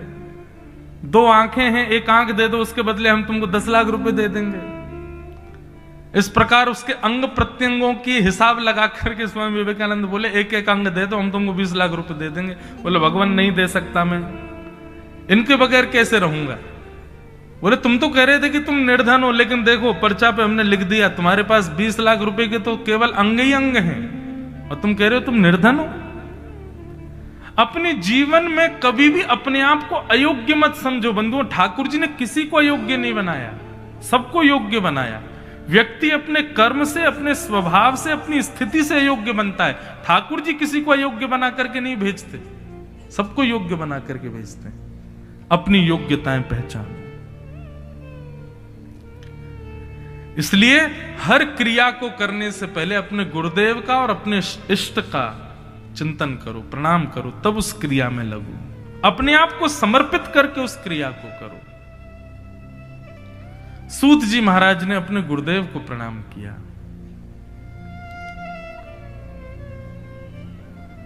और उसके बाद उत्तर देना प्रारंभ किया। बहुत ध्यान से सुनना क्या कह रहे हैं। सवै पुंसां परो धर्मो यतो भक्ते अदोक्षजे अहैतुक्य प्रतिहता ययात्मा संप्रसीदति। बहुत सुंदर बात। सूत जी महाराज कहते हैं, सवै पुंसाम परो धर्मो यतो भक्तिर अदोक्षजे अहैतुक्य प्रतिहता ययात्मा संप्रसीदति। प्रत्येक प्राणी मात्र का एक धर्म है। क्या धर्म है? यतो भक्तिर अदोक्षजे। अदोक्षज भगवान की कैसी भक्ति करे? बोले अहैतुकी भक्ति। अहैतुकी भक्ति किसको कहते हैं? कितनी भी विपत्ति आ जाए, कितने भी संकट आ जाए, कितने भी जीवन में रुकावटें आ जाएं, लेकिन उसकी भक्ति डगमगाए ना। हमारी स्थिति क्या होती है? जरा सी विपरीत स्थिति आती है तो सबसे पहले भगवत भक्ति नष्ट होती है, भगवत भक्ति समाप्त होती है। लेकिन वैष्णव का यह स्वरूप नहीं है। वैष्णव तो हर स्थिति में सम रहता है। जिस देश में, जिस वेश में, परवेश में रहो, राधा रमण, राधा रमण, राधा रमण कहो। जिस रंग में, जिस ढंग में, जिस संग में रहो, राधा रमण, राधा रमण, राधा रमण कहो। हर स्थिति में कभी आपकी भक्ति नष्ट ना हो, कभी आपकी भक्ति रुके ना। चाहे कितने भी व्यवधान जीवन में आ जाए, तब भी अनावृत ठाकुर जी की भक्ति आपकी बनती रहे। इसको कहते हैं अहैतुकी भक्ति। अहैतुकी भक्ति हर वैष्णव का यह परम धर्म है कि अपनी अहैतुकी भक्ति को कभी नष्ट ना होने दे। ठाकुर जी के प्रति चाहे कितने भी व्यवधान आ जाएं, आपकी भक्ति कभी समाप्त ना हो, कभी क्षीण ना हो। दूसरी बात क्या कहते हैं कि धर्मस्वनिष्ठितः पुंसाम विश्वक्सेन कथासुय नोत्पादयेदधिरतिं श्रम एव हि केवलम। बहुत सुंदर बात है। आप सावन के सोमवार व्रत करते हो, नवरात्रि में 9 दिन तक केवल जल पी करके, दूध पी करके व्रत करते हो, हर मंगलवार हनुमान जी के दर्शन करने जाते हो, हर शनिवार रविवार के समय ओरछा राम राजा सरकार को प्रणाम करते हो, हर महीने का नियम वृंदावन जाके गोवर्धन परिक्रमा करते हो, हर वर्ष बद्रीनाथ, केदारनाथ, द्वारिका आदि तीर्थों में जाते हो, परंतु आपके द्वारा किए गए ये धर्म कर्म व्रत अनुष्ठान ठाकुर जी स्वीकार कर रहे हैं कि नहीं, आपको कैसे पता चले? शंकर जी पर आप बेलपत्र चढ़ा रहे हो, लेकिन सोमवार के दिन पूरे भारतवर्ष में नहीं, पूरे विश्व में जहां भी शंकर जी के मंदिर होंगे, सब जगह लाखों करोड़ों वैष्णव बेलपत्र चढ़ा रहे हैं, लेकिन आपका बेलपत्र अमुक नाम के व्यक्ति ने झांसी प्रांत से ये बेलपत्र चढ़ाया, शंकर जी को पता चलता होगा कि नहीं? ये कैसे पता चले? रावण को यही तो चिंता रहती थी, इतने भक्त हैं इनके, इनको मेरी पता रहती होगी कि नहीं। यही तो रावण की चिंता रहती थी, हमारी भी होनी चाहिए। सीधी बात, हम जो भी व्रत करते हैं, धर्म करते हैं, अनुष्ठान करते हैं, नियम करते हैं, परिक्रमा करते हैं, तीर्थ यात्रा करते हैं, साधु संग करते हैं, ब्राह्मण भोजन कराते हैं, इन सबको ठाकुर जी स्वीकार कर रहे हैं कि नहीं, इनसे ठाकुर जी प्रसन्न हैं कि नहीं, ये हमको कैसे पता चले? तब यहां पर सूत जी ने एक एक्सपेरिमेंट बताया, बोले ये करके देख लो, इससे पता चल जाएगा कि आपसे ठाकुर जी प्रसन्न है कि नहीं। उन्होंने क्या बताया? ये मत सोचना मैं कह रहा हूं, सूत जी कह रहे हैं, नोत्पादये दधिरतिम श्रम एव हि केवलम विश्वक्सेन कथासुय। आप हर वर्ष बद्रीनाथ जाते हो, व्रत करते हो, नियम करते हो, सावन सोमवार करते हो, नवरात्रि करते हो, इन सबको ठाकुर जी ने स्वीकार किया। यदि ये पहचानना हो कि ठाकुर जी आपकी सेवा से प्रसन्न है कि नहीं, तो उसके लिए क्या करो, कहीं सत्संग चल रहा हो, कहीं मधुर भगवत चर्चा चल रही हो, वहां जाकर के बैठ जाना। यदि बैठ करके आपको समय का भी पता ना चले और मन लगने लग जाए उस सत्संग में, तो समझ जाना आपके द्वारा अर्पित किए गए सब भाव ठाकुर जी स्वीकार कर रहे हैं। लेकिन बद्रीनाथ तो हर साल जाते हैं, सावन के सोमवार तो करते हैं, आदि आदि व्रत नियम अनुष्ठान सब करते हैं, लेकिन जैसी कथा में जाके बैठे सोई महाराज झोंके आ रहे हैं, उबासी आ रही है, पांव दर्द कर रहे हैं, प्यास लग रही है, गला सूख रहा है, कुर्सी नहीं मिल रही बैठने के लिए, चिंता हो रही है कहां जाएं, क्या करें, ये बाहर गली की चाट भल्ले बढ़िया है, कब कथा पूरी हो निकल के जाऊं, भोजन करूं, कुछ खा लूं। अरे कोई खेलने वाला तो मिल ही नहीं रहा, अरे कोई बात करने वाला तो मिल ही नहीं रहा, व्यास जी चुटकुल्ला तो सुना ही नहीं रहे हैं, व्यास जी तो भजन ही नहीं गा रहे हैं। इस प्रकार से यदि विचलितता मन में आ रही है, क्षमा कीजिए, आपके द्वारा किए गए व्रत नियम अनुष्ठान में अभी उतनी तत्परता नहीं है कि ठाकुर जी उसको स्वीकार करें। कथा में मन लगना, कथा में रुचि होना, कथा में बैठ करके यह भी भूल जाना कि हम झांसी में हैं, कथा में बैठ करके यह भी विस्मृत हो जाना कि अरे 5 बज गए, कथा पूर्ण हो गई, यह भी नहीं पता चले कि अरे 4 घंटे निकल गए, तो समझ जाना ठाकुर जी आपके उस लीला से, आपके उस व्रत नियम अनुष्ठान से प्रसन्न है। कथा में रति होना भगवत प्रसन्नता का ये प्रतीक है।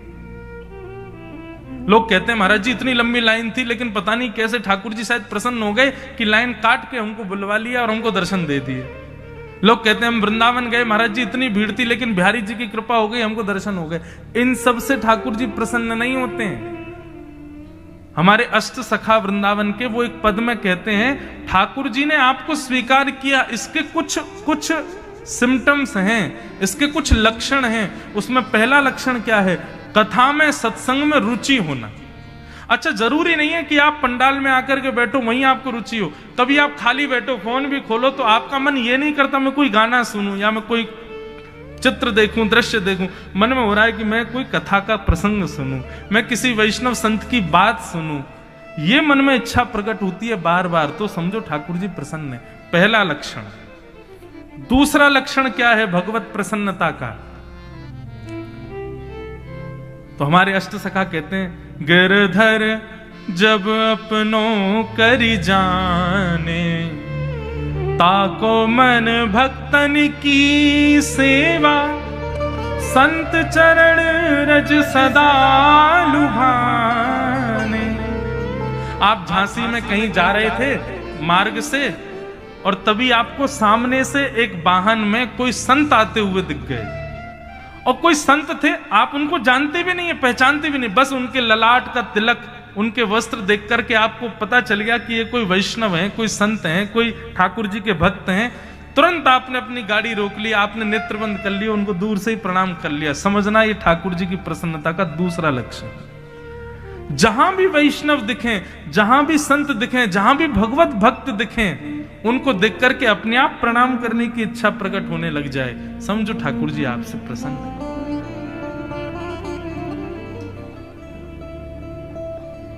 हम आपसे प्रार्थना करें बंधुओं, कोई सामान्य व्यक्ति भी आपको दिखे, उसके माथे पर कोई उर्ध्वपुंड है, गले में कंठी माला है, हाथ में नाम जप माला लगी है, उसको देख करके तुरंत प्रणाम करो। अरे हमारे आज मैं क्योंकि रात्रि पढ़ रहा था मधुकर शाह जी का चरित्र, ओरछा के राजा, उनके विषय का एक प्रसंग सुनिए। मधुकर शाह जी रोज तिलक लगाते थे अपने माथे पर, गले में कंठी माला पहनते थे, और एक नाम जप माला उनके हाथ में लगी रहती थी। एक राजा का ये स्वरूप नहीं है। राजा तो अपनी तलवार पर हाथ रखता है, राजा तो एक हाथ में थोड़ा अदब से रहता है, राजा तो मुकुट पहन करके और एक अदब में रहता है। लेकिन मधुकर शाह जी ऐसे नहीं थे। ब्रज की, जब भी ब्रज जाते थे तो ब्रज की रज लेके आते, उस ब्रज रज में यमुना जल मिला के उसका तिलक करते थे रोज। मधुकर शाह राजा जी के पराक्रम से दिल्ली का बादशाह अकबर प्रसन्न हो गया। ये राजा बड़े खतरनाक होते थे पहले, या तो ये सामने वाले को हराने का प्रयास करते थे और सामने वाला नहीं हार पाता था तो उससे मित्रता कर लेते थे। तो अकबर ने मधुकर शाह जी से मित्रता कर ली। एक बार उनको बुलाया दिल्ली, तो ओरछा के नरेश दिल्ली गए। अब देखो सामान्य व्यक्ति का पता क्या होता है, वो ऐसे चलेगा, ऐसे बोलेगा, ऐसा अपने कपड़े पहनेगा कि सामने वाला रीझे। लेकिन वैष्णव की कभी भी ये इच्छा नहीं होती कि मुझसे संसार का कोई व्यक्ति रीझे। वैष्णव की तो सभी ये सदैव ये इच्छा होती है, जिन भेषा मारो सांवरो रीझे, जिन भेषा मारो गिरधर रीझे, मैं तो सो ही भेष धरूंगी। मीराबाई कहती हैं, बाला मैं बैरागण होंगी। मधुकर शाह जी पहुंचे। जैसे ही अकबर ने उनका दर्शन किया, आइए आइए आइए, स्वागत तो किया, लेकिन जैसे ही मधुकर शाह जी के माथे पर उसने उर्धपुंड तिलक देखा, उसको थोड़ा अटपटा लगा, चिढ़ गया वो। थोड़ी देर बाद उसने घोषणा की, कल बहुत बड़ा एक क्रम रखा है हमने, उसमें बहुत सारे राजा आ रहे हैं, पर हम एक घोषणा करते हैं, कई हिंदू राजा भी आएंगे। यदि किसी के माथे पर तिलक हुआ, ये हिंदू तिलक या चंदन मुझे दिखाई दिया, तो मैं विचार नहीं करूंगा वो कहां का राजा है, जंग छिड़ जाएगी लेकिन मैं उस राजा का सर कलम कर दूंगा। मधुकर शाह जी समझ गए हमारे तिलक को देख करके बोल रहा है। और दिन तो ब्रजरज का तिलक लगाते थे, लेकिन उस दिन मधुकर शाह जी ने और बढ़िया तिलक लगाया, पीला चंदन घिसके और लगा लिया, बढ़िया सुंदर, और सज गए, उसमें कपूर वपूर मिला के सुगंधित और कर लिया। अभी तक तो इतने में ही तिलक था, लेकिन अब तो पूरा महाराज 12 अंगुल का तिलक लगा करके मधुकर शाह जी बढ़िया मुकुट उकुट पहन करके, हाथ में माला में इत्र लगा करके बढ़िया सुंदर तैयार होकर के तब पहुंचे। अकबर ने जैसे ही देखा उनको, बोले कल तो फिर भी एक डंडे का तिलक था, आज तो पूरे माथे को ही चिन्ह के आया है, इसको भय नहीं मरने का। अकबर बादशाह हिंदुस्तान था, वो किसी से डरते खड़ा हो गया, तलवार पर हाथ रख ली, बोले मैंने कल घोषणा की थी कि कोई भी अपने माथे पर यह तिलक चंदन फोटा लगा करके नहीं आएगा। हे ओरछा के राजा, या आपके माथे पर तिलक है, मैं आप मेरे मित्र हैं इसलिए मैं आपको समय दे रहा हूं, जाइए मिटाइए इसको, नहीं तो आपका सर धड़ से अलग कर दूंगा। ओरछा नरेश ने भी अपनी तलवार पर हाथ रखा, बोले मुझे भय नहीं लगता है आपसे, मैं रघुकुल में, रघुवंश में मेरा जन्म हुआ है।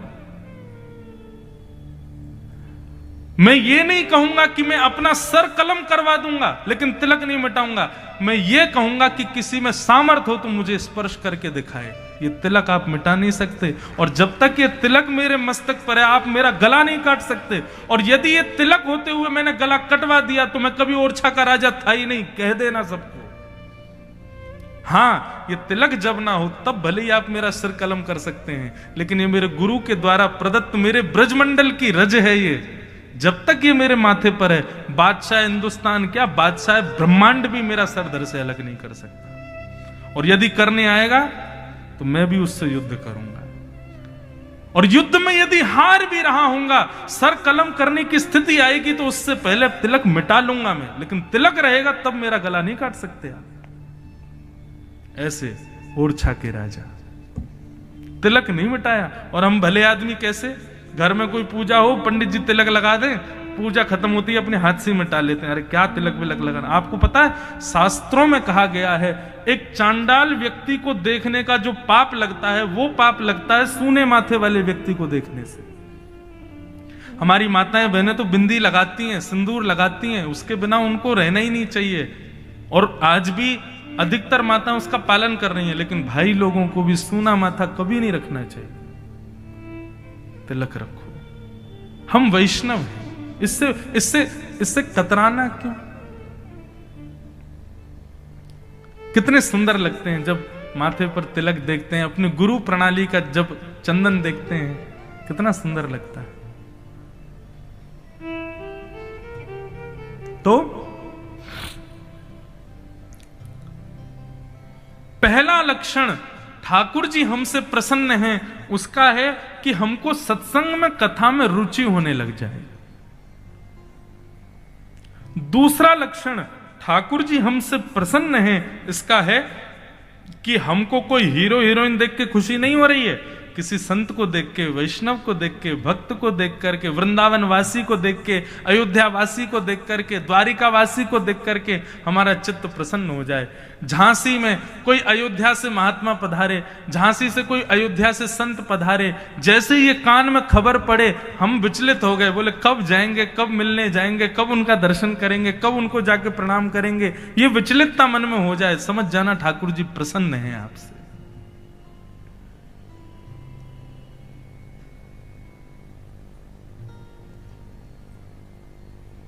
और तीसरा लक्षण ठाकुर जी की प्रसन्नता का तीसरा लक्षण यह है कि नित्य चिंता हो। किसकी चिंता? अपने अवगुणों को सद्गुण में बदलने की चिंता लगी रहे।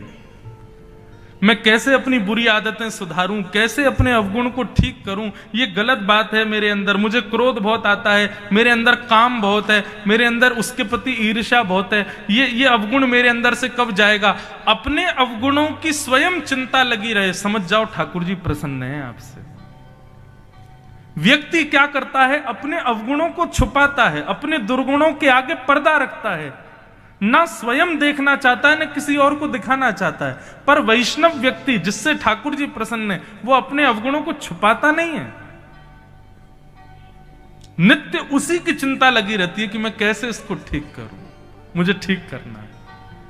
ये तीन लक्षण है बंधुओं, यदि इन तीनों में से एक भी लक्षण प्रारंभ हो जाए तो समझ जाना ठाकुर जी आपसे प्रसन्न हैं। तो यहां जो बात चल रही है वो किस बात की है कि धर्मस्वनिष्ठितः पुंसाम विश्वक्सेन कथासु यः नोत्पादयदधिरतिं श्रमेवै केवलम्। हमारे द्वारा किए गए व्रत अनुष्ठान, नियम पालन, तीर्थ यात्रा आदि, इन सबको ठाकुर जी ने स्वीकार किया है। यदि स्वीकार किया है तो इसका प्रमाण यह है कि सत्संग में आपका मन लगे तो समझो ठाकुर जी ने स्वीकार किया। लेकिन बैठे तो कथा में हैं, मन घूम रहा है ग्वालियर में, बैठे तो कथा में है, मन घूम रहा है दिल्ली में, बैठे तो कथा में है, लेकिन मन घूम रहा है घर में क्या चल रहा होगा, आज सब्जी कौन सी बननी होगी, रात को जाके क्या खाना है, इन्हीं सब बातों में मन लग रहा है। तो माफ कीजिए, आपके द्वारा कथा में आना भी एक समय की बर्बादी है, वो फिर सार्थक नहीं। तन की सुध ना रहे, समय की सुध ना रहे, ये ठाकुर जी की कृपा का द्योतक है।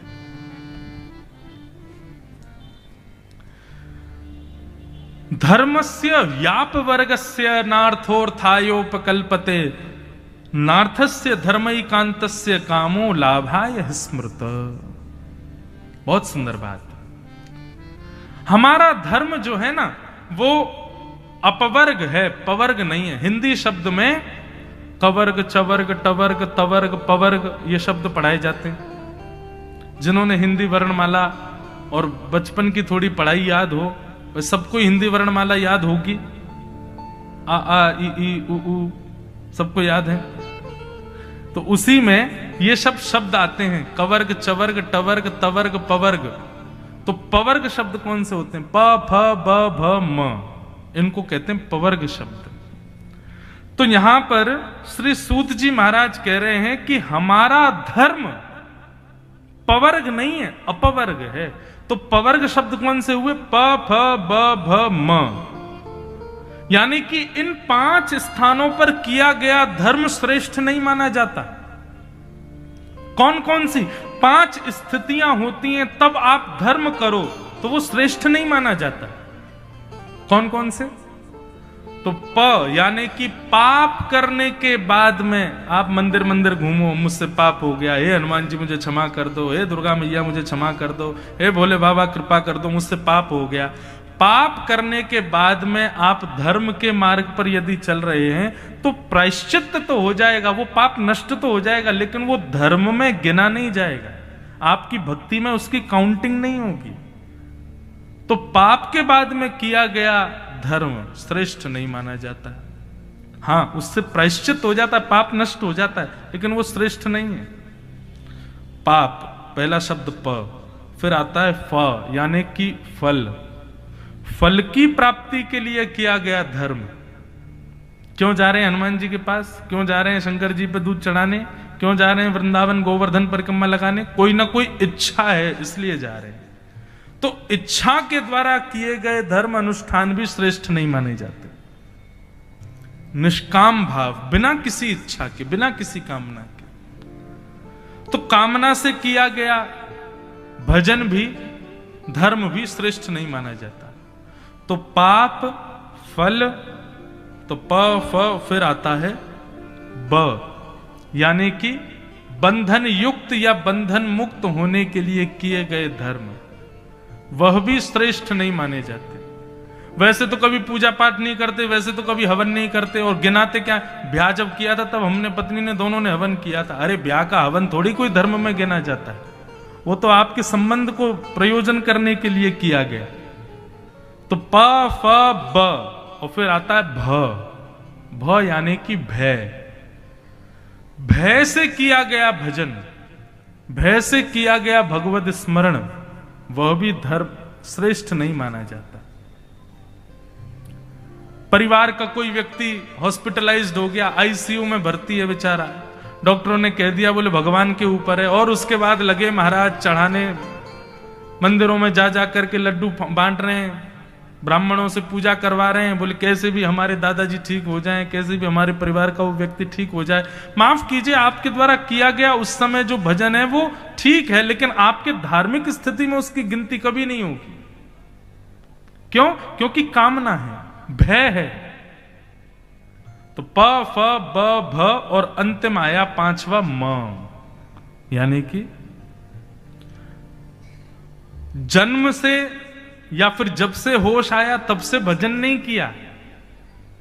आंखों में पड़ गया जाला, नाक से बह रहा है नाला, लाठी से पड़ रहा है पाला, तब कह रहे हैं भैया माफ गौड़ बाबा पे कथा चल रही, मुझ छोड़ आओ।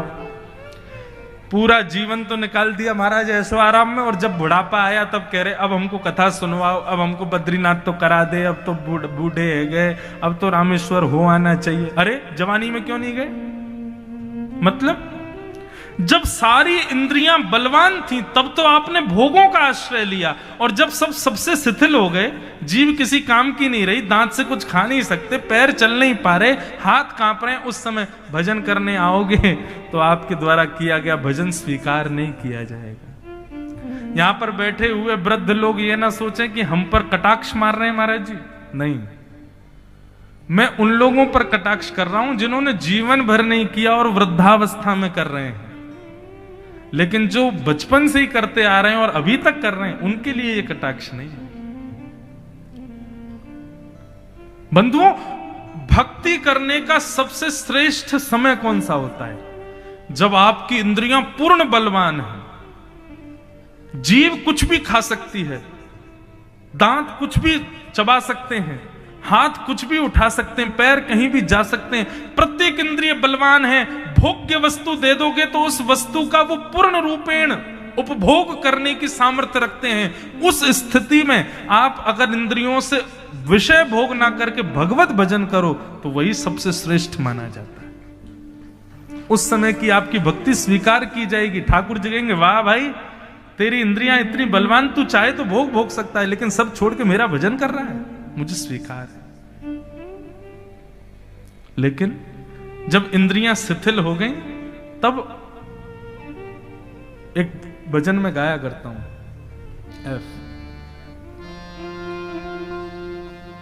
भाव से गाना मेरे साथ।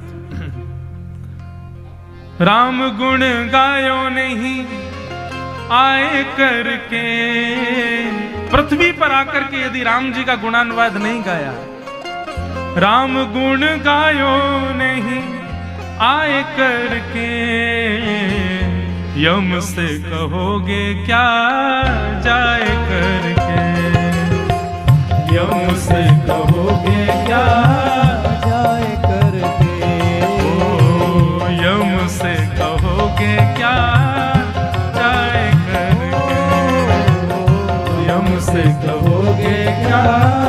जाए गाओ। करके। हे राम गुण गायो नहीं आए करके, नहीं आए करके। श्री कृष्ण गुण गायो नहीं आए करके, कृष्ण गुण गायो नहीं आए। भैया सावधान हो जाओ, यम से कहोगे क्या जाए करके, यम से कहोगे क्या जाए इसलिए गाओ सब लोग, सीताराम राम राम सीता राम राम राम सीता, राम सीता राम राम राम। ओ सीताराम राम राम सीताराम राम राम, सीता राम राम राम सीता राम राम राम। ओ राधे श्याम श्याम श्याम, राधे श्याम श्याम श्याम, राधे श्याम श्याम श्याम, राधे श्याम श्याम श्याम। राधे श्याम श्याम श्याम, राधे श्याम श्याम श्याम, राधे श्याम श्याम श्याम, राधे श्याम। ताल बजा के गाओ, सीताराम राम राम सीताराम राम राम, सीता राम राम राम सीता राम। राजा रामचंद्र भगवान की।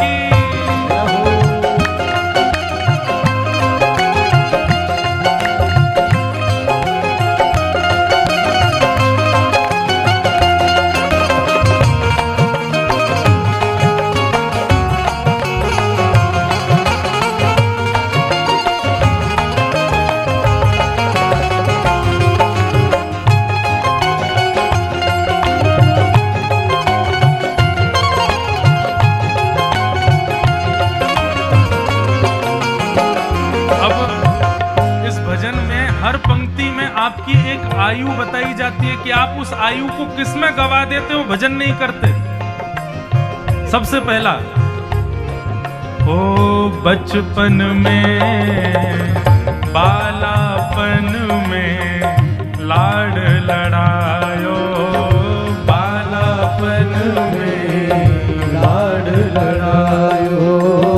मात पिता पालनो झुलायो, मात पिता पालनो झुलायो। हो समय गवायो खेल खाए करके, समय गवायो खेल खाए करके।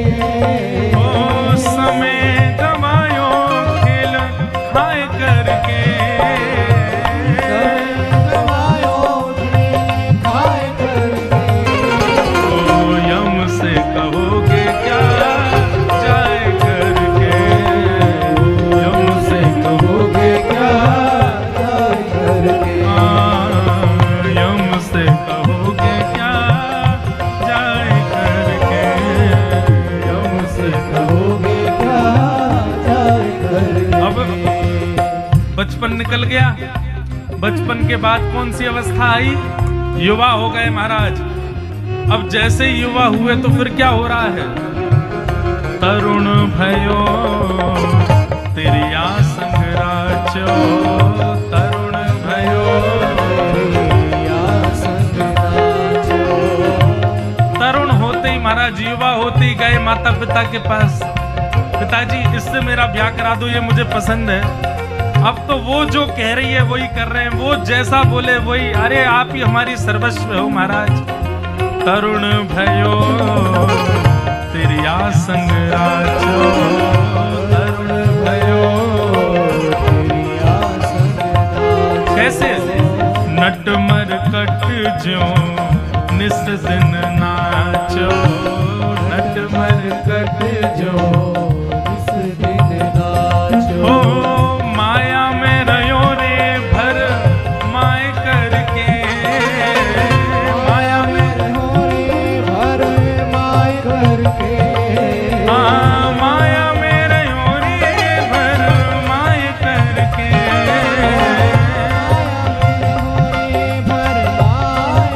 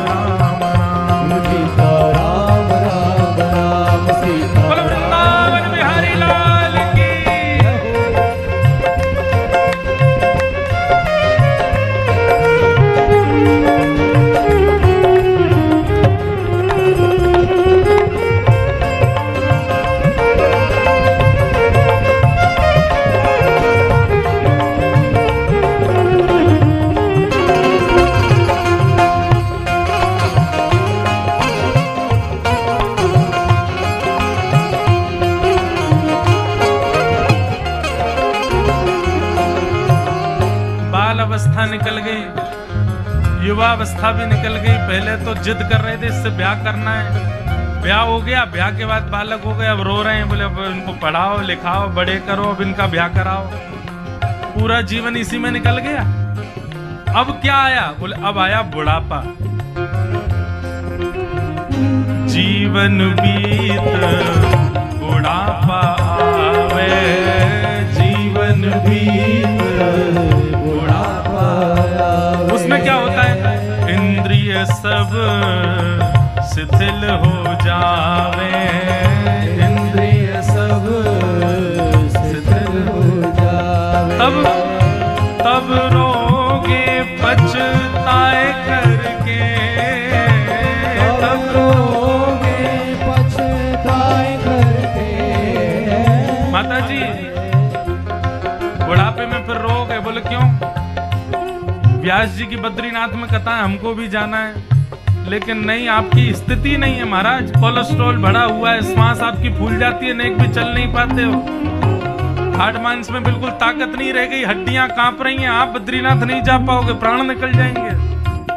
द्वारिका ले जाओ। बोले झांसी से बहुत दूर है भैया, इतनी लंबी यात्रा कैसे करोगे? 2 दिन लगेंगे रास्ते में। कुछ नहीं, वृंदावन ही ले जाओ भैया। बोले भीड़ इतनी है, पिछ जाओगे बीच में।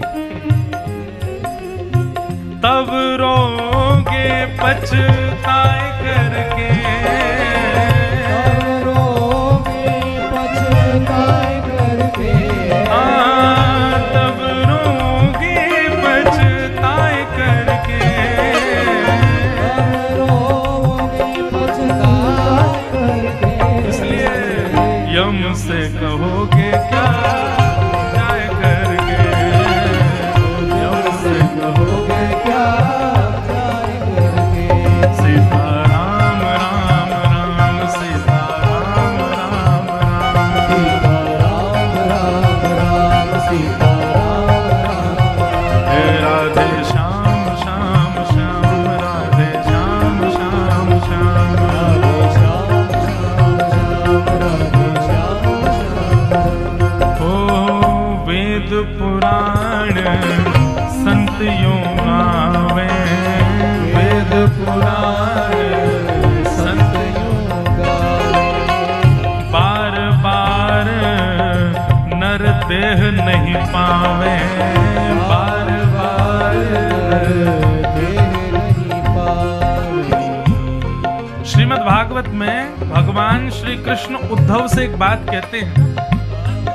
भगवान कहते हैं, उद्धव,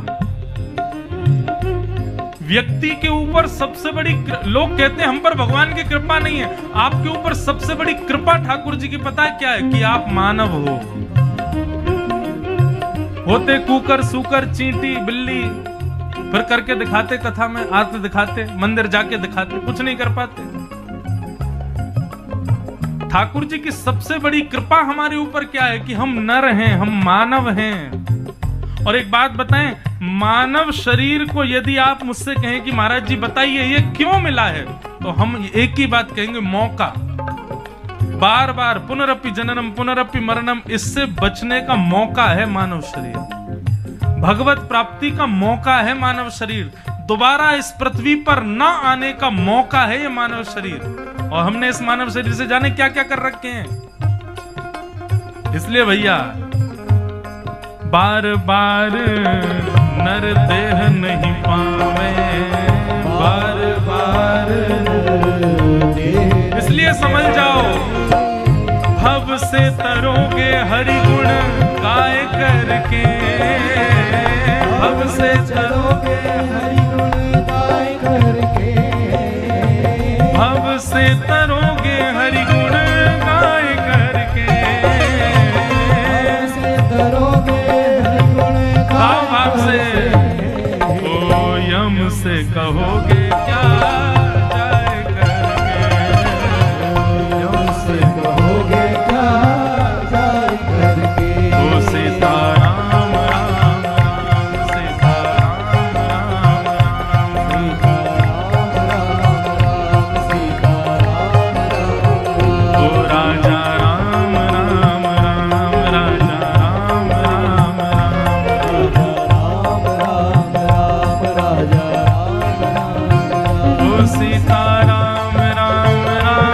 सीता राम राम राम सीता राम राम राम हाँ राजा राम राम राम राजा राम राम राम राजा राम राम राम सीता राम राम राम सीता राम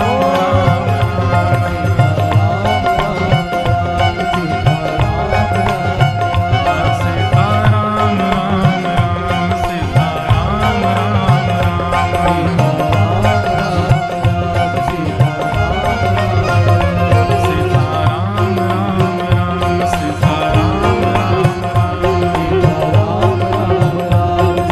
बोलो राजा रामचंद्र भगवान की जय।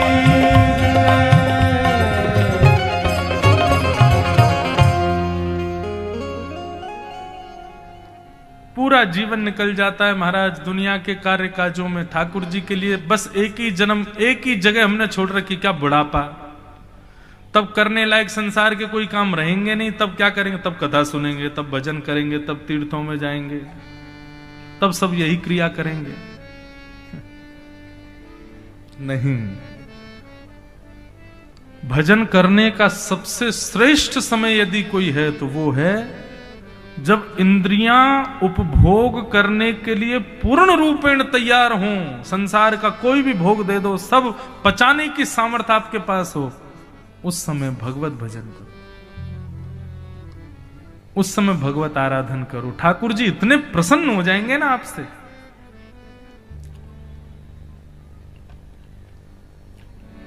भक्ति बचपन का विषय है, बचपन का नहीं।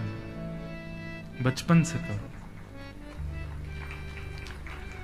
भक्ति, बचपन से करोगे तो 55 की उम्र तक ठाकुर जी मिल जाएंगे।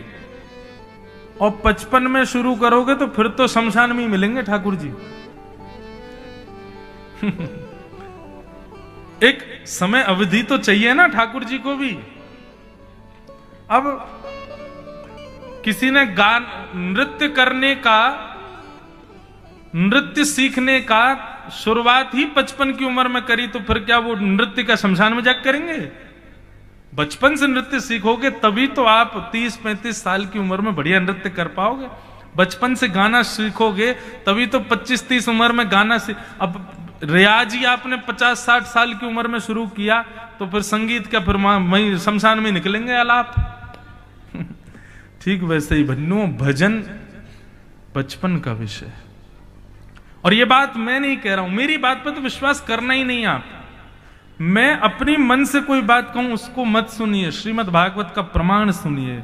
श्रीमद् भागवत में प्रहलाद जी कहते हैं, कौमार आचरेत प्राज्ञो धर्मान भागवतान इह। प्रहलाद जी कहते हैं कुमार अवस्था से भगवत भजन शुरू कर देना चाहिए। कुमार अवस्था, कुमार अवस्था किसको कहते हैं? जहां पर आप स्वयं चलने सीख जाओ, जहां आप स्वयं खाना शुरू कर दो, जब माता पिता की ज्यादा सहयोग की जरूरत ना हो, अपने आप अपना पेट भरना सीख जाओ, अपने आप अपने वस्त्र पहनने लग जाओ, कहां कब विद्यालय जाना है, विद्यालय से मिले हुए काम को पूरा करना है, ये बुद्धि विवेक जब आने लग जाए, ये सब क्रियाएं होने लग जाए, जहां आप माता पिता के आश्रित नहीं रहते हैं, उसको कुमार अवस्था कहते हैं। तब से भजन शुरू कर देना चाहिए। बंधुओं, हमारे वैदिक सनातन धर्म में कभी ये थोड़ी सिखाते हैं कि भाई घर बार छोड़ छाड़ दो, सबको बिल्कुल त्याग करके और बिल्कुल भजनानंदी महात्मा बन जाओ, त्यागी बन जाओ, जटाएं रख लो, शिखाएं रख लो, बिल्कुल जो है वो क्या बोलते हैं सारे केश कटवा करके बिल्कुल वैसे बन जाओ। ये सब थोड़ी कहते हैं। हमारे यहाँ तो कहा जाता है भाई धन्यो गृहस्थाश्रम, गृहस्थाश्रम में रहते हुए भगवत भजन करो, पत्नी के संग भजन करो, बच्चों के संग भजन करो, अपने संसार की क्रियाएं करते हुए, कर्तव्य करते हुए भगवत भजन करो।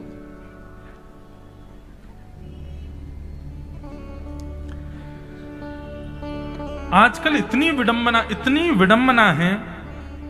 मुझे दो प्रकार के परिवार मिलते हैं। एक परिवार तो ये कहता है कि महाराज जी हमारे बच्चे बिल्कुल नहीं मानते, बिल्कुल कथा नहीं सुनते, बिल्कुल मंदिर नहीं जाते, भजन नहीं करते। एक तो ये परिवार मिलता है। और एक परिवार के कैसे मिलते हैं?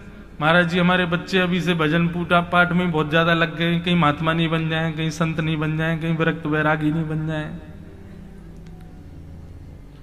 हम लोग कितने विचित्र हैं। यदि भक्त नहीं बन रहा तो भी हमको चिंता हो, भक्त बन जाए तो ये बात की चिंता कि संसार का रहेगा कि नहीं। एक जगह मेरी कथा हो रही थी तो वहां एक बिटिया थी 20-22 साल की, वो आई कथा में, वो बहुत प्रेम से कथा सुनती। उसकी माता जी बोली महाराज जी आप ऐसी कथा मत सुनाया करो। मैंने क्यों?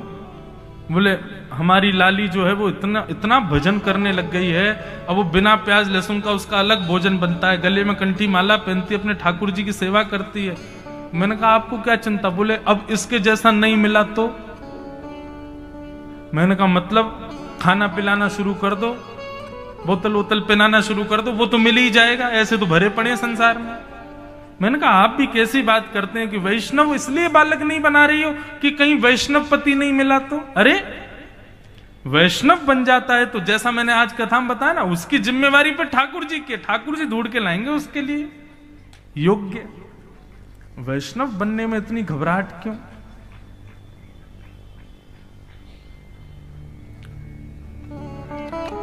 सूत जी महाराज इस प्रकार से प्रवचन कर रहे थे, तभी उन्होंने भगवान के कुछ अवतारों का वर्णन किया। बंधुओं, कोई कहते हैं 10 अवतार 24 अवतार, ये सब देखो क्रम तो है ही, पर यदि आप मानो तो हरि अनंत है। श्रीमद् भागवत के 11 स्कंद में लिखा है कि आप पृथ्वी के धूल के कणों को गिन सकते हो, लेकिन भगवान के अवतारों को नहीं गिन पाओगे। इतने अवतार हैं ठाकुर जी के। ठाकुर जी की लीलाओं को आप गिन नहीं पाओगे, इतनी लीलाएं हैं ठाकुर जी की। इसलिए हरि अनंत है, उनके अनंत अवतार है। अभी मैं और आप कथा सुन रहे हैं झांसी में बैठ के, ठाकुर जी कहीं ना कहीं किसी वैष्णव के यहां कोई अवतार धारण करके कोई लीला इस वक्त भी कर रहे होंगे, हमको नहीं पता, कभी ना कभी उजागर होगी वो बात। अनंत है ठाकुर जी। भगवान के अवतारों का वर्णन करते हुए फिर श्रीमद् भागवत की रचना कैसे हुई ये कथा सुनाई गई। भागवत की रचना कैसे हुई, बहुत ध्यान से सुनना बंधुओं। वेदव्यास जी महाराज ने मानव कल्याण के लिए सबसे पहले 4 वेदों की रचना की, ऋग्वेद, यजुर्वेद, सामवेद, अथर्ववेद। सब लोग बहुत ध्यान से सुनो। 4 वेदों की रचना के बाद वेदव्यास जी को लगा ये बड़े कठिन हैं, बड़े क्लिष्ट हैं, सबका उद्धार इनसे नहीं हो पाएगा, और नियम भी बना दिए थे कि जनेऊ पहनने वाले, त्रिकाल संध्या करने वाले ही इनको पढ़ सकते हैं। तब वेदव्यास जी ने सोचा क्या करें। तब उन्होंने उपनिषद और पुराणों की रचना प्रारंभ की, और उसमें सबसे पहले 18 उप पुराण लिखे और 17 महापुराण लिखे, और इतिहास के रूप में महाभारत की रचना की, जिसमें 1 लाख श्लोक हैं। वेद, पुराण, इतिहास सब लिख दिए, लेकिन इतनी रचनाएं करने के बाद भी वेदव्यास जी को अपनी रचनाओं से संतुष्टि नहीं हो रही थी। अपनी रचनाओं से वेदव्यास जी संतुष्ट नहीं थे। असंतोषी का कारण पता नहीं क्या था, लेकिन लिखते जा रहे हैं, फिर भी हृदय को संतोष नहीं था। तभी वहां नारद जी का आगमन हुआ।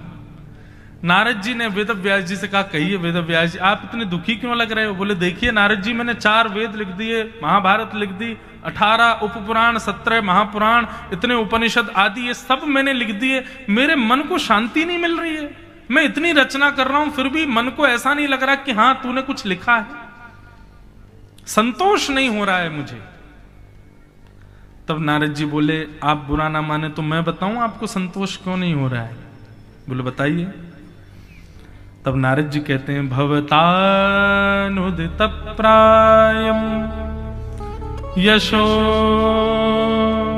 यशो भगवतो मलम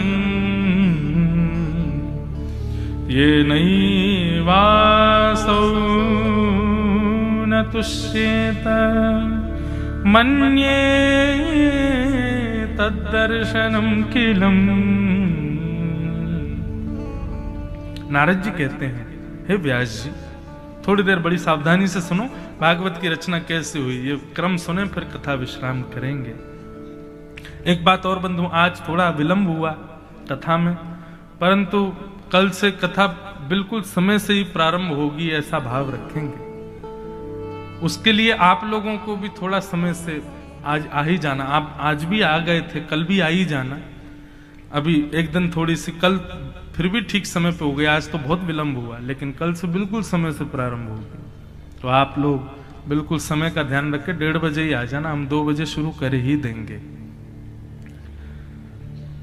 नारद जी महाराज कह रहे हैं, बोले वेद व्यास जी बहुत सावधानी से सुनो, 15-20 मिनट बहुत ध्यान से बैठो। आपने जितने भी ग्रंथ लिखे हैं ना, आपने जितने भी पुराण लिखे हैं, जो भी कुछ आपने लिखा है अभी तक, उसमें घुमा फिरा के 4 ही बात लिखी है आपने, धर्म, अर्थ, काम और मोक्ष। आपकी समस्त पुराणों में, समस्त भावों में ये 4 बात ही प्रधान हैं। इन चतुर्विध पुरुषार्थ को ही आपने सब जगह अंकित किया है, इसलिए आपका हृदय अशांत है। वेद व्यास जी बोले तो इन चतुर्विध पुरुषार्थ के अलावा है भी क्या? बोले पंचम पुरुषार्थ। वेद व्यास जी बोले ये किसको कहते हैं? बोले जिनको धर्म से कोई काम नहीं, जिनको अर्थ से कोई प्रयोजन नहीं, जिनको कामनाएं, जिनके हृदय में कोई कामनाएं नहीं, और जिनको मोक्ष की भी इच्छा नहीं, वो पंचम पुरुषार्थ के अनुगामी होते हैं। और पंचम पुरुषार्थ कहते हैं प्रेम को। किसको कहते हैं? प्रेम। प्रेमी व्यक्ति के लिए हमारे वृंदावन आओ, कभी आते तो होंगे ही आप लोग, लेकिन वृंदावन की रीति पता है आपको? हमारे वृंदावन के लोग श्री ठाकुर जी का दर्शन करते हैं तो बाकी दुनिया के लोग तो अपने अपने ठाकुरों का दर्शन करके कहते हैं कि हमें मुक्ति प्रदान करो, हमें वैकुंठ प्रदान करो, हमें स्वर्ग प्रदान करो। पर हमारे वृंदावन के लोग पता क्या कहते हैं? ऐसे झोली फैला के ठाकुर जी के आके कहेंगे, एहो विधि ना तो पे अचरा पसार मांगू, जन्म जन्म दीजो याही ब्रज बसी। हे विधाता, हमारे वृंदावन के लोग कहते हैं हमारी एक प्रार्थना स्वीकार कर लो बिहारी जी। बोले क्या? बोले बस इतनी अर्ज सुन लो हमारी कि हमको मुक्ति ना मिले, बार बार जन्म मिले तो वृंदावन में ही मिले, हमको बार बार वृंदावन मिले। किसी ने कहा अरे वैकुंठ चले जाओ, तो उसने कहा वैकुंठ में बिहारी जी हैं? बोले नहीं। वैकुंठ में राधा रमण जी हैं? बोले नहीं। वैकुंठ में राधा वल्लभ जी हैं? बोले नहीं। वैकुंठ में यमुना जी हैं? बोले नहीं। वैकुंठ में ब्रज की रज है? बोले नहीं। वैकुंठ में ऐसे ब्रजवासी संत ग्रंथ हैं कि नहीं? बोले नहीं। वैकुंठ में गोवर्धन नाथ है कि नहीं? बोले नहीं। तो फिर हमको वैकुंठ नहीं चाहिए, हमको बार बार हमारा वृंदावन ही चाहिए, ब्रजमंडल ही चाहिए। और हमारे यहां तो लोग कहते हैं ब्रजवासी, हे विधाता तू भले ही हमको इंसान मत बनाइयो, अगले जन्म में हमको कछु भी बनाई दियो, लेकिन बनाइयो वृंदावन में। मोरहू बनाओ तो बनाओ श्री वृंदावन को, जो नाच नाच कुहक कुहक आपको रिझाऊंगो। बंदरहू बनाओ तो बनाओ श्री वृंदावन को, जो कूद कूद डालन पे भोर को जगाऊंगो।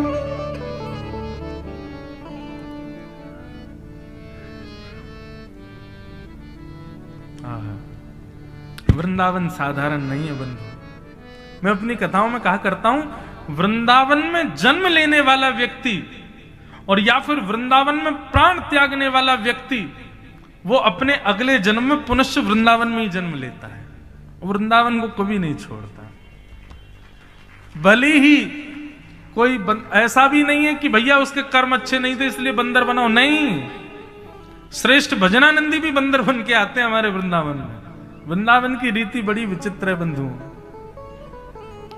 अब बताओ, हम वृंदावन वासी ब्रजवासियों को तो मोक्ष ही नहीं चाहिए, तो फिर हम कहां पढ़े ये सब पुराण आदि? इनमें तो यही बात लिखी है, धर्म अर्थ काम मोक्ष।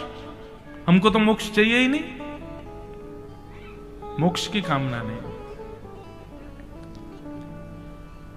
हे वेद व्यास जी, आपने धर्म अर्थ काम मोक्ष को प्रधान बताया, लेकिन पंचम पुरुषार्थ का पालन करने वाले, उनको ना धर्म चाहिए, ना अर्थ चाहिए, ना काम चाहिए, ना मोक्ष चाहिए, उनको तो केवल प्रेम चाहिए।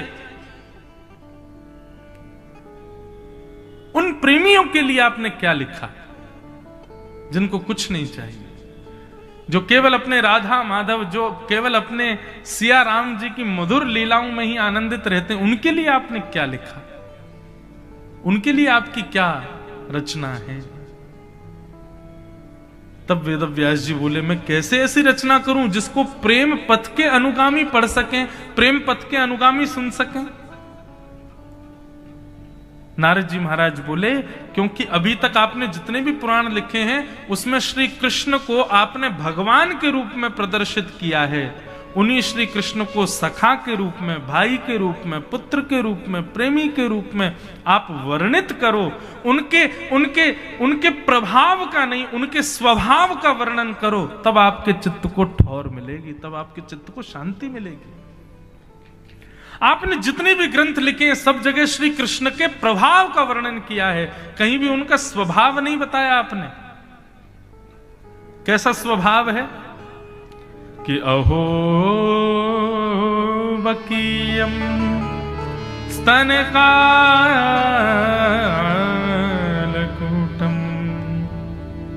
जिघांसयापा ययदा साध्वे लेभे गतिं धातृचितां ततोऽन्यं कंबा दयालुं शरणं व्रजेम। भगवान का स्वभाव कैसा है?